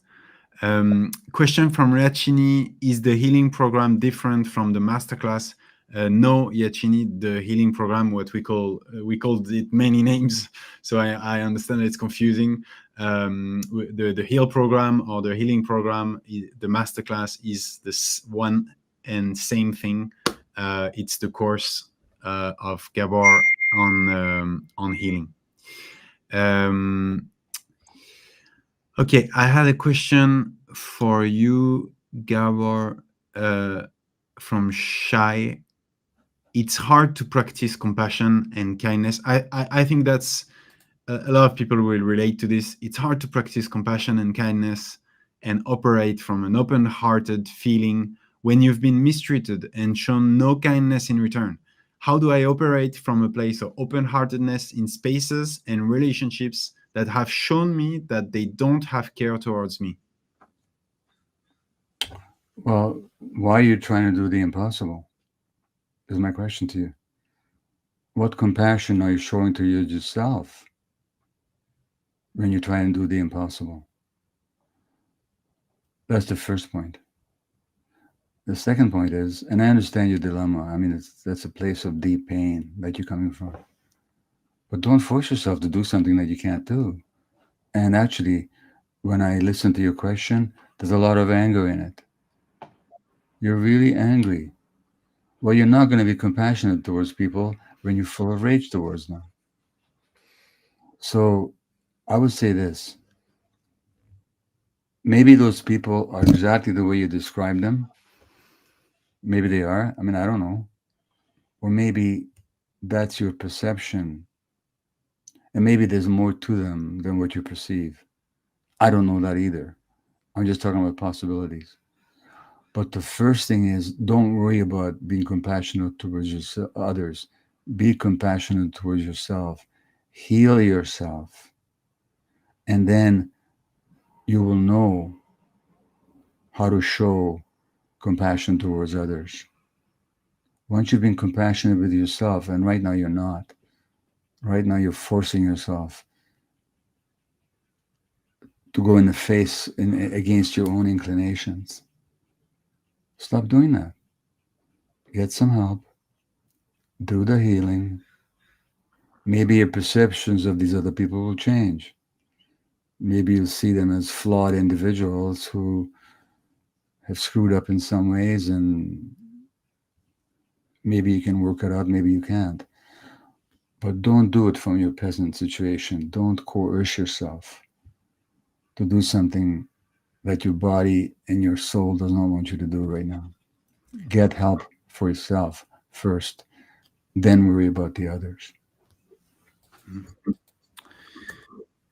Okay, I suggest we take a few more questions, two or three, and then we'll close the this third day, incredible first third day of the healing days. We're almost 2 hours, so I'm just gonna take two, three more questions. Leta, who is asking, can you heal from childhood sexual abuse if you kept it a secret for 40 years? Is the question whether you can heal from it? Yes. Can you heal from childhood sexual abuse if you kept it a secret for 40 years? Yes, you can. Don't forget what I said about trauma. Trauma is not what happened to you. Trauma is the wound that you carry because of what happened to you. Mhm, And wounds can be healed. So yes, mhm, you can heal. You can heal. What happened to you was terrible, and it had all kinds of impacts on your life. But yes, you can heal, and I've seen it. So the answer is yes, because it's the wound in the present that you're carrying can be healed in the present. You'll never change the past, but the shame you have about it, or the negative view about the world or about yourself that you have about it, whatever you believe, those things can be changed. mhm.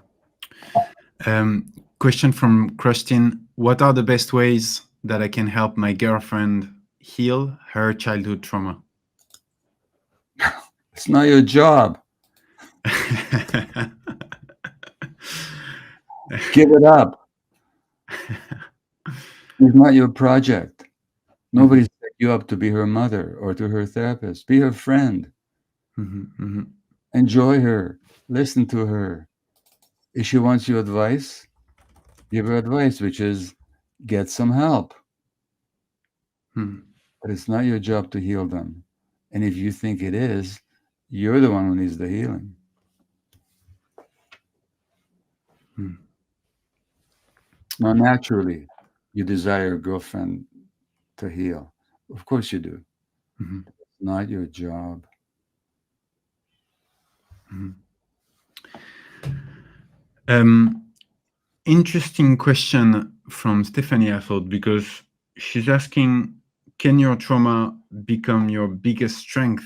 And I think it's interesting because, well, for example, like you, Gabor, well, you often say that one of your triggers is to feel unseen, to feel not understood, Yeah. and maybe that's why one of your superpowers, I would say, is that you understand people like no one else. You really see people.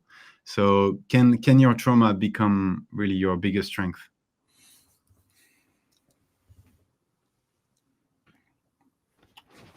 It can, but it takes a lot of work. And the more you're stuck in the trauma, the less effective that strength becomes. So, yeah, we do develop these. Look, there's a lot of successful people out there who are totally driven and they're very successful, adept, and accomplished in the business world because they drive themselves so hard because they don't feel fundamentally that they're worth anything unless they've achieved something out there. So you might say their trauma is their biggest strength, but is it? Is it Mhm, good for them to be that driven? Are they happy inside? Are they complete? So the response to trauma can give us certain powers that seem to work in the world. But I'd be careful about making that equation. Um, what is true is trauma that is worked through can become a tremendous teacher to you and a tremendous support to you. And let me tell you something. When I was working in the downtown east side um, with these highly drug addicted clients who were literally killing themselves, but so often I heard them say, Doc, if I ever work my way out of this, I'm going to dedicate the rest of my life to make sure that nobody else suffers the way that I suffered. So that dealing with the trauma in some people can awake tremendous compassion and commitment. Yes, it can work that way. But you can't employ it fully until you worked it through within yourself. All right, I think that's the right way to end this Q&A session, and actually this whole third day of the healing days. I think we had a very special moment here.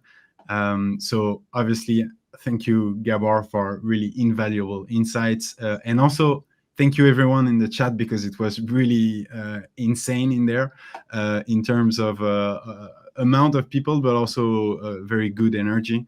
So thank you, everyone. Thank you also to everyone who's already joining the HEAL program.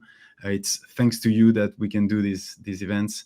And I just want to take a second to also thank the many people who've worked on this HEAL masterclass. There's about 50 people who worked on it really hard. And the main of them is you, Gabor. So thank you for your trust and this really incredible work that you did. Hoping that it's gonna help many people, change many lives. And so everyone, if some of you want to stay after, we're gonna play the teaser of the masterclass now, and we're also gonna play the first lesson. I will stay a little bit after that to answer if you have questions about the course. All right, thank you everyone, and thank you, Gabor. Thank you, Leo. Bye-bye. Bye-bye, see you soon.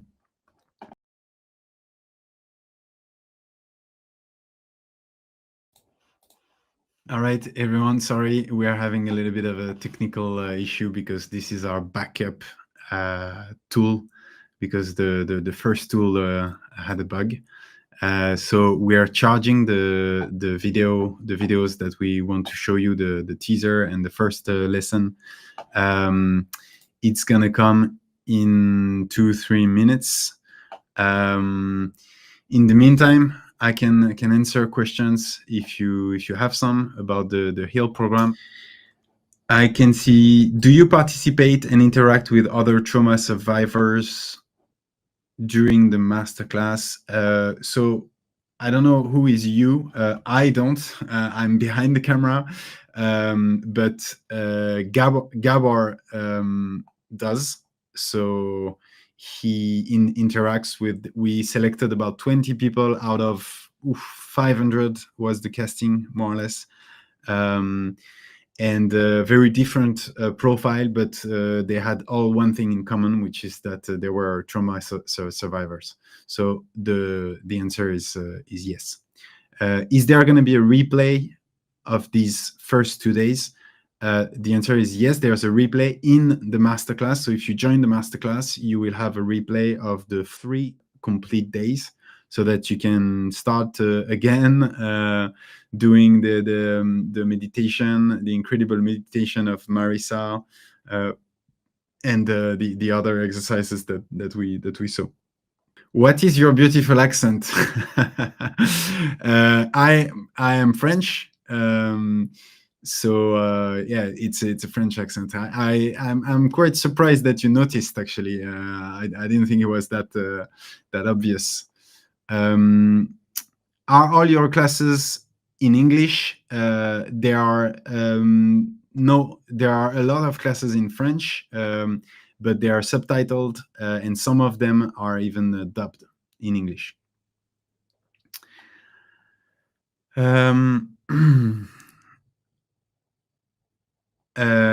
So I'm just seeing that the video is charging. It's taking a little bit of time, unfortunately, but it's gonna come. I mean, I hope. Merci beaucoup. Do you want me to show a little bit more the platform, maybe, if you don't have any other questions?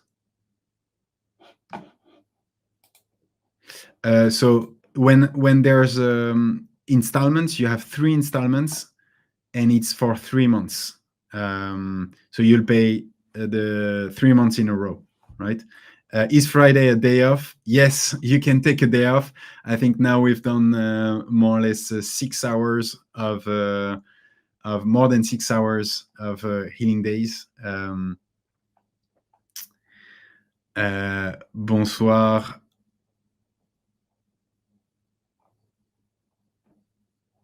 Do you do the masterclass in your own time, or are they dated, timed lessons released weekly? No, when you buy the course, you have everything at once. So you can, it's like on Netflix. You can have the whole course. After the first year is renewal 1,200. So yes, you have the package that we gave is Mentor Show Plus. So it's a package that is at 1,200. Now you have a discount, 60% discount, and now you have it for the first year at 399. Then obviously you can cancel, and you can cancel the renewal if you don't want it for the second year. In my masterclass, Oh, there you Heal.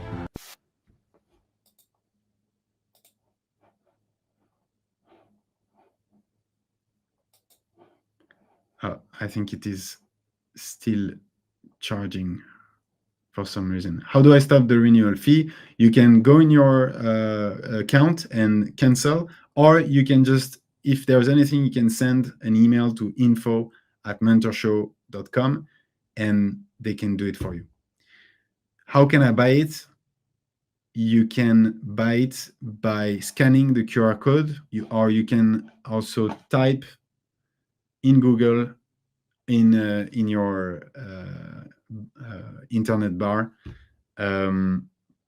mtor.sh/heal, HEAL. So 399 is for 1 year, yes. Do I get a certificate upon completion? Right now, we don't have a certificate. Is it possible to send questions during the program privately? You can send questions on the platform, but it's not really private. Then you can potentially ask questions during the coaching sessions. I think the video now is charged. I'm gonna ask to play it.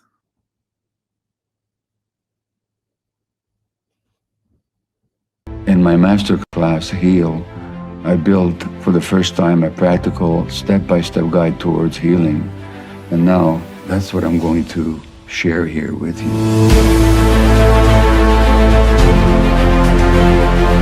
As a physician and a therapist, I worked with people whose lives have been shaped by trauma, some obvious, others more hidden. I've seen how unresolved pain silently infuses every aspect of life, from relationships to mental health to even physical health.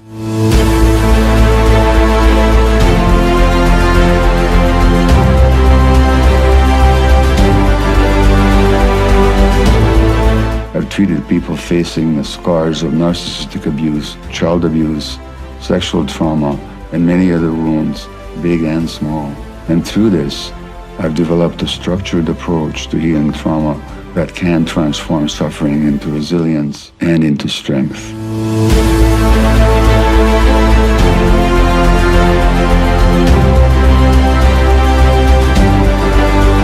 After 40 years of practice, I've poured everything I've learned into this masterclass so as to transform your life. It includes over 5 hours of exclusive content, dozens of exercises and regular practices, meditations I personally guide, scientific information, and daily tools. Understanding trauma is not just about the past, it's primarily about reclaiming your present. I'm here to tell you that yes, you can heal.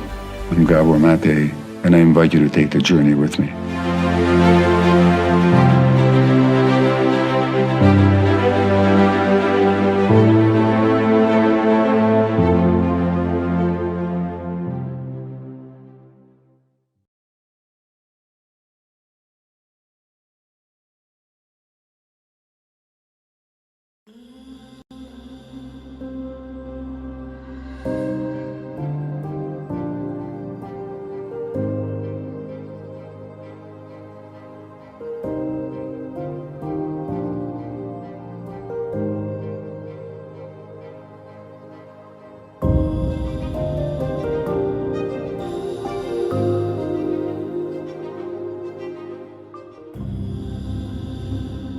Welcome to this masterclass. My name is Gabor. I'll be your mentor and guide throughout this process, the intention of which is to understand what trauma is in our lives and the healing of trauma. Both the words trauma and healing have specific meanings, which I'll be explaining a little bit later. But let me say something first about words and the use of words. There's that English proverb that says that sticks and stones may break my bones, but words will never hurt me. It's not true. Words can hurt. And many of us, all of us, have been hurt by words that we've heard that were spoken to us in ways that didn't respect who we were, didn't see who we were, that made us believe things about ourselves that were not true and even harmful. So words are very important. It's not accidental that one of the books of the New Testament says that in the beginning was the Word. And in Buddhist teaching, right speech is one of the steps on the Eightfold Noble Path. Speaking the truth, not speaking harmfully or harshly, not speaking untruths. Words are very important. This bracelet that I'm wearing was given to me in a beautiful place here in British Columbia called Haida, which are some islands inhabited since time immemorial by indigenous people. And I went there to give a trauma workshop not long ago, and they gave me this bracelet as a gift. And the meaning of this carved picture is these words matter. So my intention here is that the words that I utter will make a difference to you and your life and to your present and your future. As to who am I to be doing this and how did I come to do this, that has to do with my own personal history, and it also has to do with what I've learned as a physician and as a healer and as a teacher and a writer, and most fundamentally, just as a human being. I'd like to read you a poem by one of the great Sufi poets. His name is Hafiz, and it's about words. And it's also about how we know what we know. Because here in the Western world, we tend to think of knowledge as being up in the head and intellectual. And here's what Hafiz says about words. He says, someone should start laughing. That's the name of the poem. I have 1,000 brilliant lies for the question, how are you? I have 1,000 brilliant lies for the question, what is God? If you think that truth can be known from words, if you think that the sun and the ocean can pass through that tiny opening called the mouth, oh, someone should start laughing. Someone should start laughing wildly now. In other words, there's much more to truth and reality than the words of the intellect can possibly understand and convey. And so what I know, at least what I believe I know, is not just from intellectual education. In fact, that's probably the least of it. It's important, but it comes from life experience. And how we know what we know comes to us through different portals. One of them is the intellect, and that's important and not to be discounted. But we also know with the heart, and we also know with the gut. And these ways of knowing are all connected. So if you ask me, how do I know what I know? Well, as best I can tell, it's a combination of those three forms of knowledge. And I hope those portals are open in you or can be opened in you. In fact, I know they can be. When I was a year old, a doctor came to see me.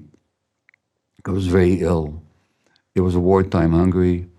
I was separated from my mother. I was having severe cough, and I was with people that were almost strangers to me. And I will not tell you the whole story, but the doctor said that she had never seen, this is a pediatrician, that she had never seen such fear, such terror in the eyes of an individual as she had witnessed in my eyes. So I began life with a lot of fear, a lot of terror, and the shadows of that, I have to confess, own, are still with me sometimes. I've had to come to terms with those shadows. I've had to come to terms with the imprints of those experiences as they affected my life.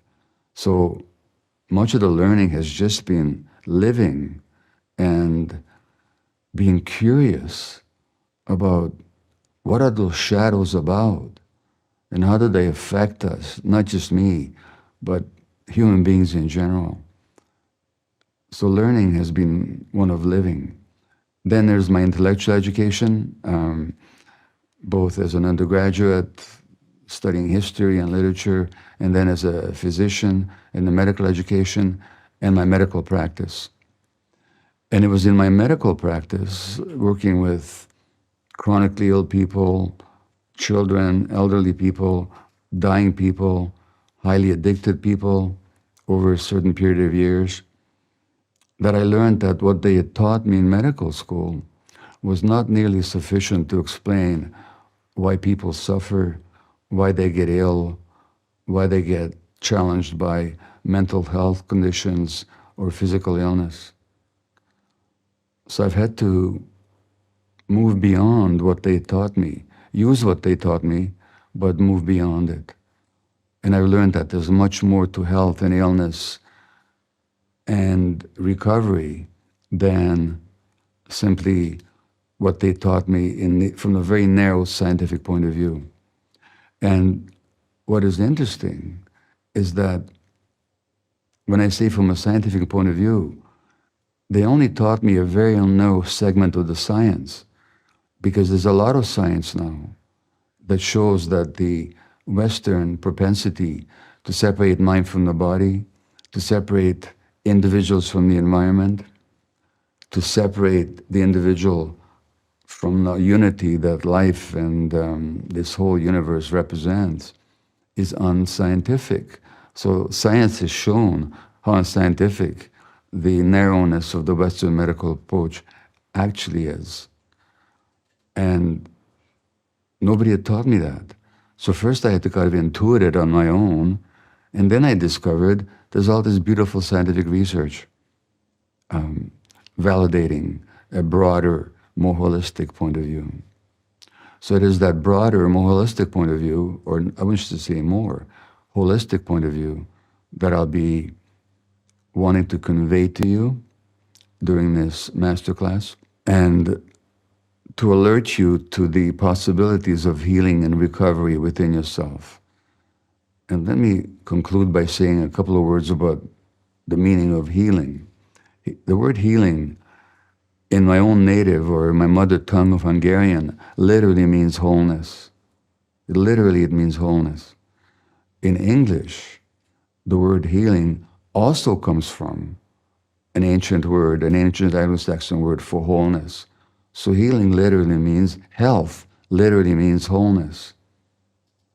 And where the trauma comes in, and I'll be speaking about that in one of the lessons, is that it fragments that wholeness. So we become disconnected from ourselves.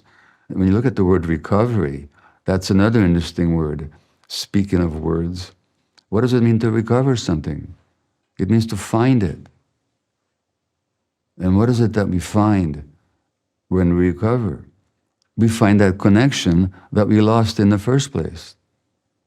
So recovery means really finding ourselves, which is the intention of this masterclass. And wholeness, healing, that's the other intention, and they mean the same thing. So again, welcome, and let's begin the journey. Just a bit of orientation as to how this is going to go. I'll be giving talks as I just have. Then we'll be introducing exercises. Some of those exercises will be thought exercises. Some might be spoken. Some will be written. And we'll give you the guidance and the directions in every case. So the masterclass will consist of teaching, and then exercises that you're meant to do for yourself as we go on. Thank you.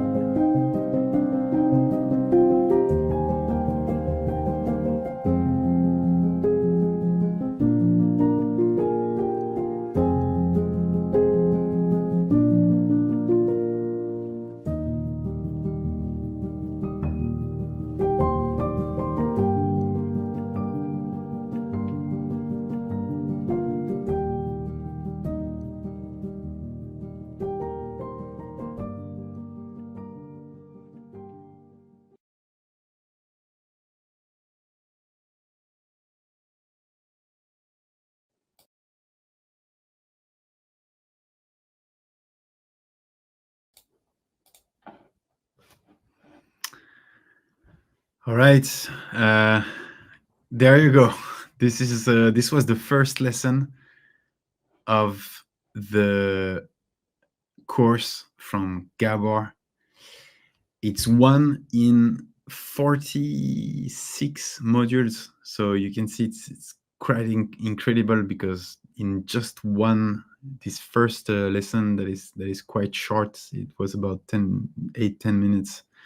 It gives a lot of things to sink in, and there are some lessons that are 20 minutes, 30 minutes, and as he said, in this lesson, there's writing exercise that you do in your healing diary, but there are also somatic exercises. There are exclusive meditations that Gabor gives, meditations that he does himself for himself, and some breathing exercises as well that he uses.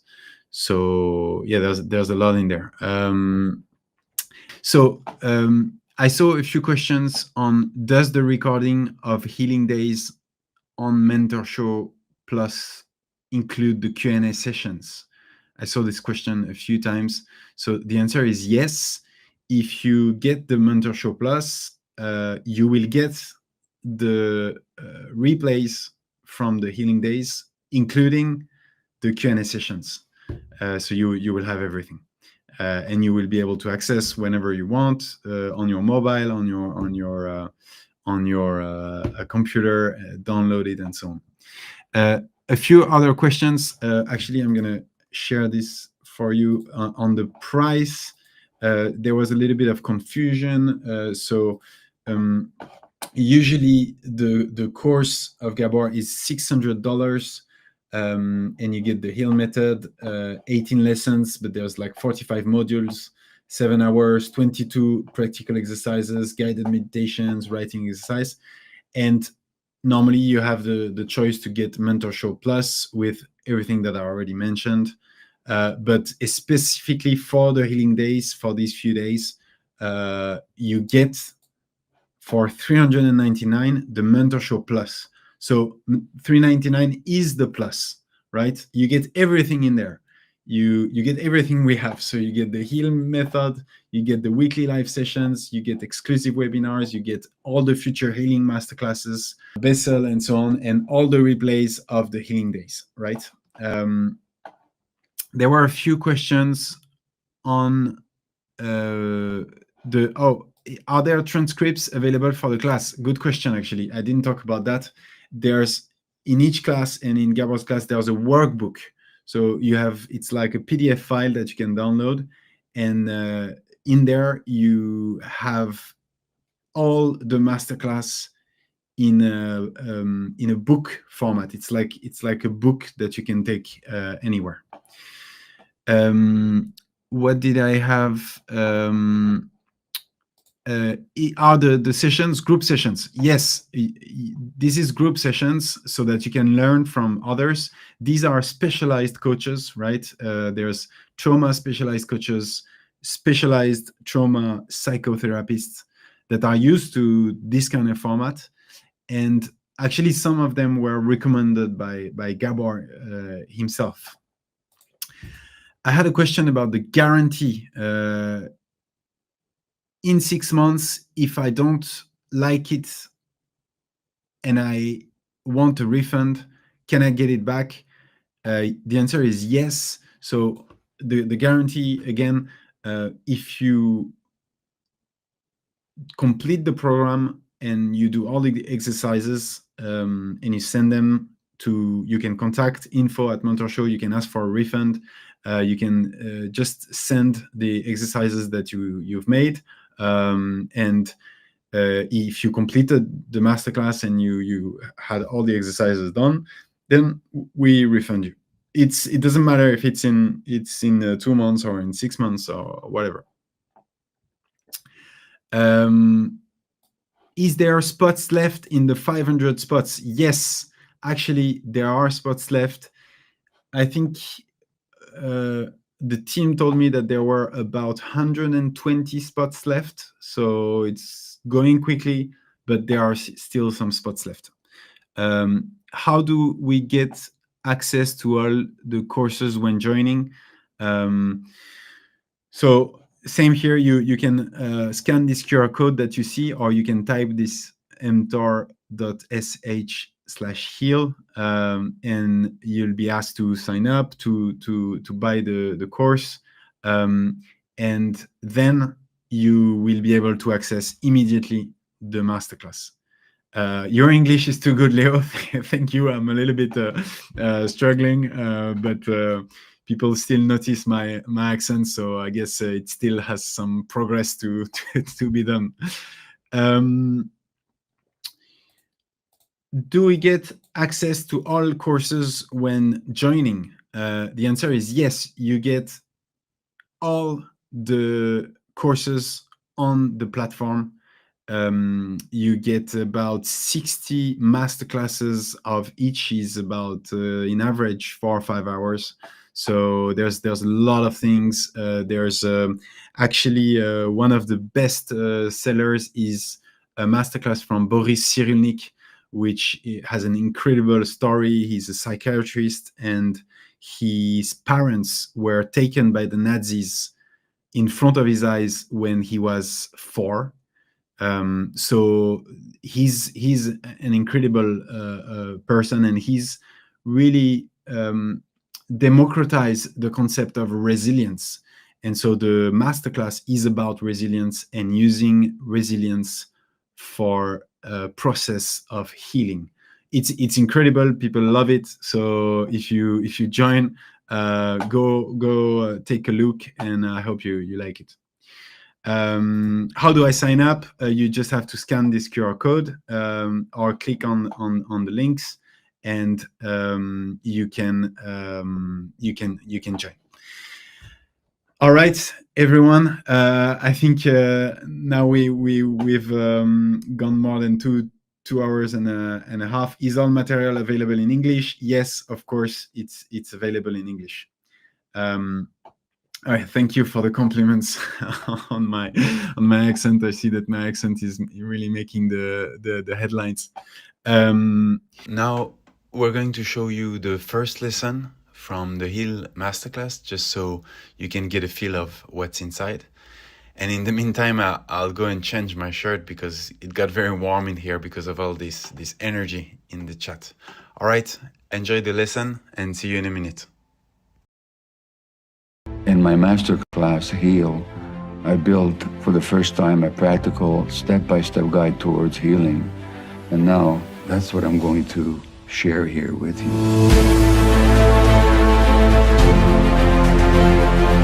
As a physician and a therapist, I worked with people whose lives have been shaped by trauma, some obvious, others more hidden. I've seen how unresolved pain silently infuses every aspect of life, from relationships to mental health to even physical health.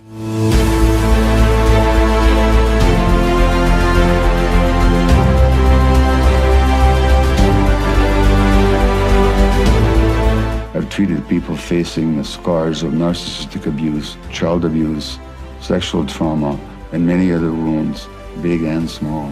And through this, I've developed a structured approach to healing trauma that can transform suffering into resilience and into strength.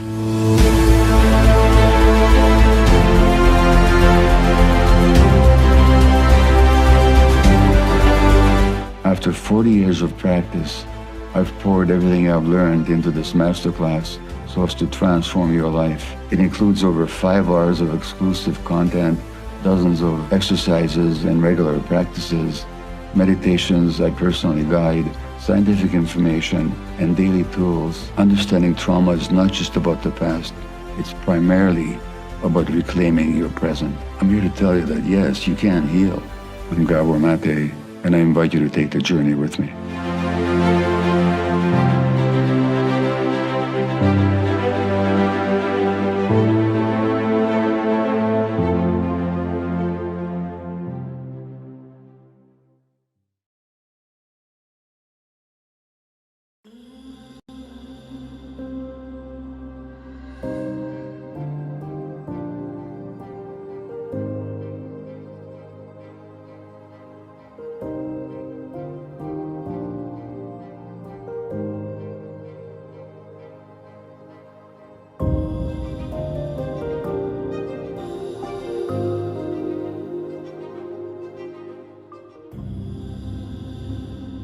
Welcome to this masterclass. My name is Gabor. I'll be your mentor and guide throughout this process, the intention of which is to understand what trauma is in our lives and the healing of trauma. Both the words trauma and healing have specific meanings, which I'll be explaining a little bit later. But let me say something first about words and the use of words. There's that English proverb that says that sticks and stones may break my bones, but words will never hurt me. It's not true. Words can hurt. And many of us, all of us, have been hurt by words that we've heard that were spoken to us in ways that didn't respect who we were, didn't see who we were, that made us believe things about ourselves that were not true and even harmful. So words are very important. It's not accidental that one of the books of the New Testament says that in the beginning was the Word. And in Buddhist teaching, right speech is one of the steps on the Eightfold Noble Path. Speaking the truth, not speaking harmfully or harshly, not speaking untruths. Words are very important. This bracelet that I'm wearing was given to me in a beautiful place here in British Columbia called Haida, which are some islands inhabited since time immemorial by indigenous people. And I went there to give a trauma workshop not long ago, and they gave me this bracelet as a gift. And the meaning of this carved picture is, these words matter. So my intention here is that the words that I utter will make a difference to you and your life and to your present and your future. As to who am I to be doing this and how did I come to do this, that has to do with my own personal history, and it also has to do with what I've learned as a physician and as a healer and as a teacher and a writer, and most fundamentally, just as a human being. I'd like to read you a poem by one of the great Sufi poets. His name is Hafiz, and it's about words. And it's also about how we know what we know. Because here in the Western world, we tend to think of knowledge as being up in the head and intellectual. And here's what Hafiz says about words. He says, someone should start laughing. That's the name of the poem. I have 1,000 brilliant lies for the question, how are you? I have 1,000 brilliant lies for the question, what is God? If you think that truth can be known from words, if you think that the sun and the ocean can pass through that tiny opening called the mouth, oh, someone should start laughing. Someone should start laughing wildly now. In other words, there's much more to truth and reality than the words of the intellect can possibly understand and convey. And so what I know, at least what I believe I know, is not just from intellectual education. In fact, that's probably the least of it. It's important, but it comes from life experience. And how we know what we know comes to us through different portals. One of them is the intellect, and that's important and not to be discounted. But we also know with the heart, and we also know with the gut. And these ways of knowing are all connected. So if you ask me, how do I know what I know? Well, as best I can tell, it's a combination of those three forms of knowledge. And I hope those portals are open in you or can be opened in you. In fact, I know they can be. When I was a year old, a doctor came to see me. I was very ill. It was a wartime Hungary. I was separated from my mother. I was having severe cough, and I was with people that were almost strangers to me. And I will not tell you the whole story, but the doctor said that she had never seen, this is a pediatrician, that she had never seen such fear, such terror in the eyes of an individual as she had witnessed in my eyes. So I began life with a lot of fear, a lot of terror, and the shadows of that, I have to confess, own, are still with me sometimes. I've had to come to terms with those shadows. I've had to come to terms with the imprints of those experiences as they affected my life. So much of the learning has just been living and being curious about what are those shadows about and how do they affect us, not just me, but human beings in general. So learning has been one of living. Then there's my intellectual education, both as an undergraduate studying history and literature, and then as a physician in the medical education and my medical practice. And it was in my medical practice, working with chronically ill people, children, elderly people, dying people, highly addicted people over a certain period of years, that I learned that what they had taught me in medical school was not nearly sufficient to explain why people suffer, why they get ill, why they get challenged by mental health conditions or physical illness. So I've had to move beyond what they taught me, use what they taught me, but move beyond it. And I've learned that there's much more to health and illness and recovery than simply what they taught me from a very narrow scientific point of view. And what is interesting is that when I say from a scientific point of view, they only taught me a very narrow segment of the science, because there's a lot of science now that shows that the Western propensity to separate mind from the body, to separate individuals from the environment, to separate the individual from the unity that life and this whole universe represents, is unscientific.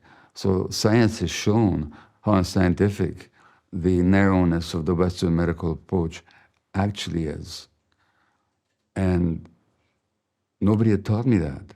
So first I had to kind of intuit it on my own, and then I discovered there's all this beautiful scientific research validating a broader, more holistic point of view.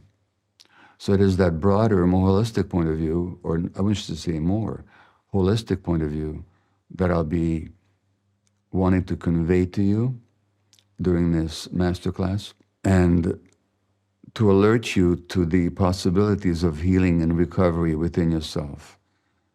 And let me conclude by saying a couple of words about the meaning of healing. The word healing in my own native or my mother tongue of Hungarian literally means wholeness. It means wholeness. In English, the word healing also comes from an ancient Anglo-Saxon word for wholeness. So healing literally means health, literally means wholeness. And where the trauma comes in, and I'll be speaking about that in one of the lessons, is that it fragments that wholeness. So we become disconnected from ourselves. And when you look at the word recovery, that's another interesting word. Speaking of words, what does it mean to recover something? It means to find it. And what is it that we find when we recover? We find that connection that we lost in the first place. So recovery means really finding ourselves, which is the intention of this masterclass. And wholeness, healing, that's the other intention, and they mean the same thing. So again, welcome, and let's begin the journey. Just a bit of orientation as to how this is going to go. I'll be giving talks as I just have. Then we'll be introducing exercises. Some of those exercises will be thought exercises. Some might be spoken. Some will be written. And we'll give you the guidance and the directions in every case.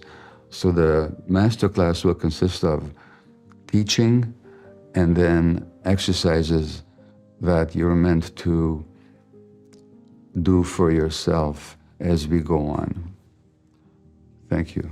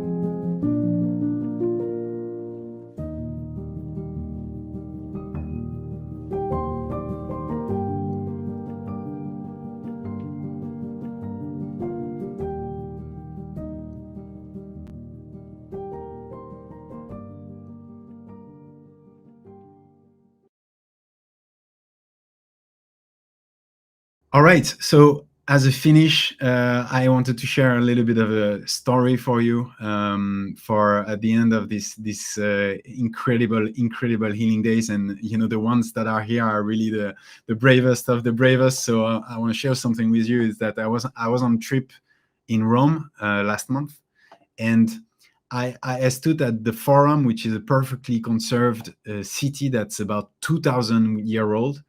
And I couldn't believe, these things have perfectly survived 2,000 years, right there. They're incredibly well preserved. And so I looked it up, and I discovered something incredible that I wanted to share with you. Is that the stone that these monuments are made from is made from a rare mineral that actually heals itself when it's battered from the rain and the wind. So there's something like of calcium deposits known as lime clasts.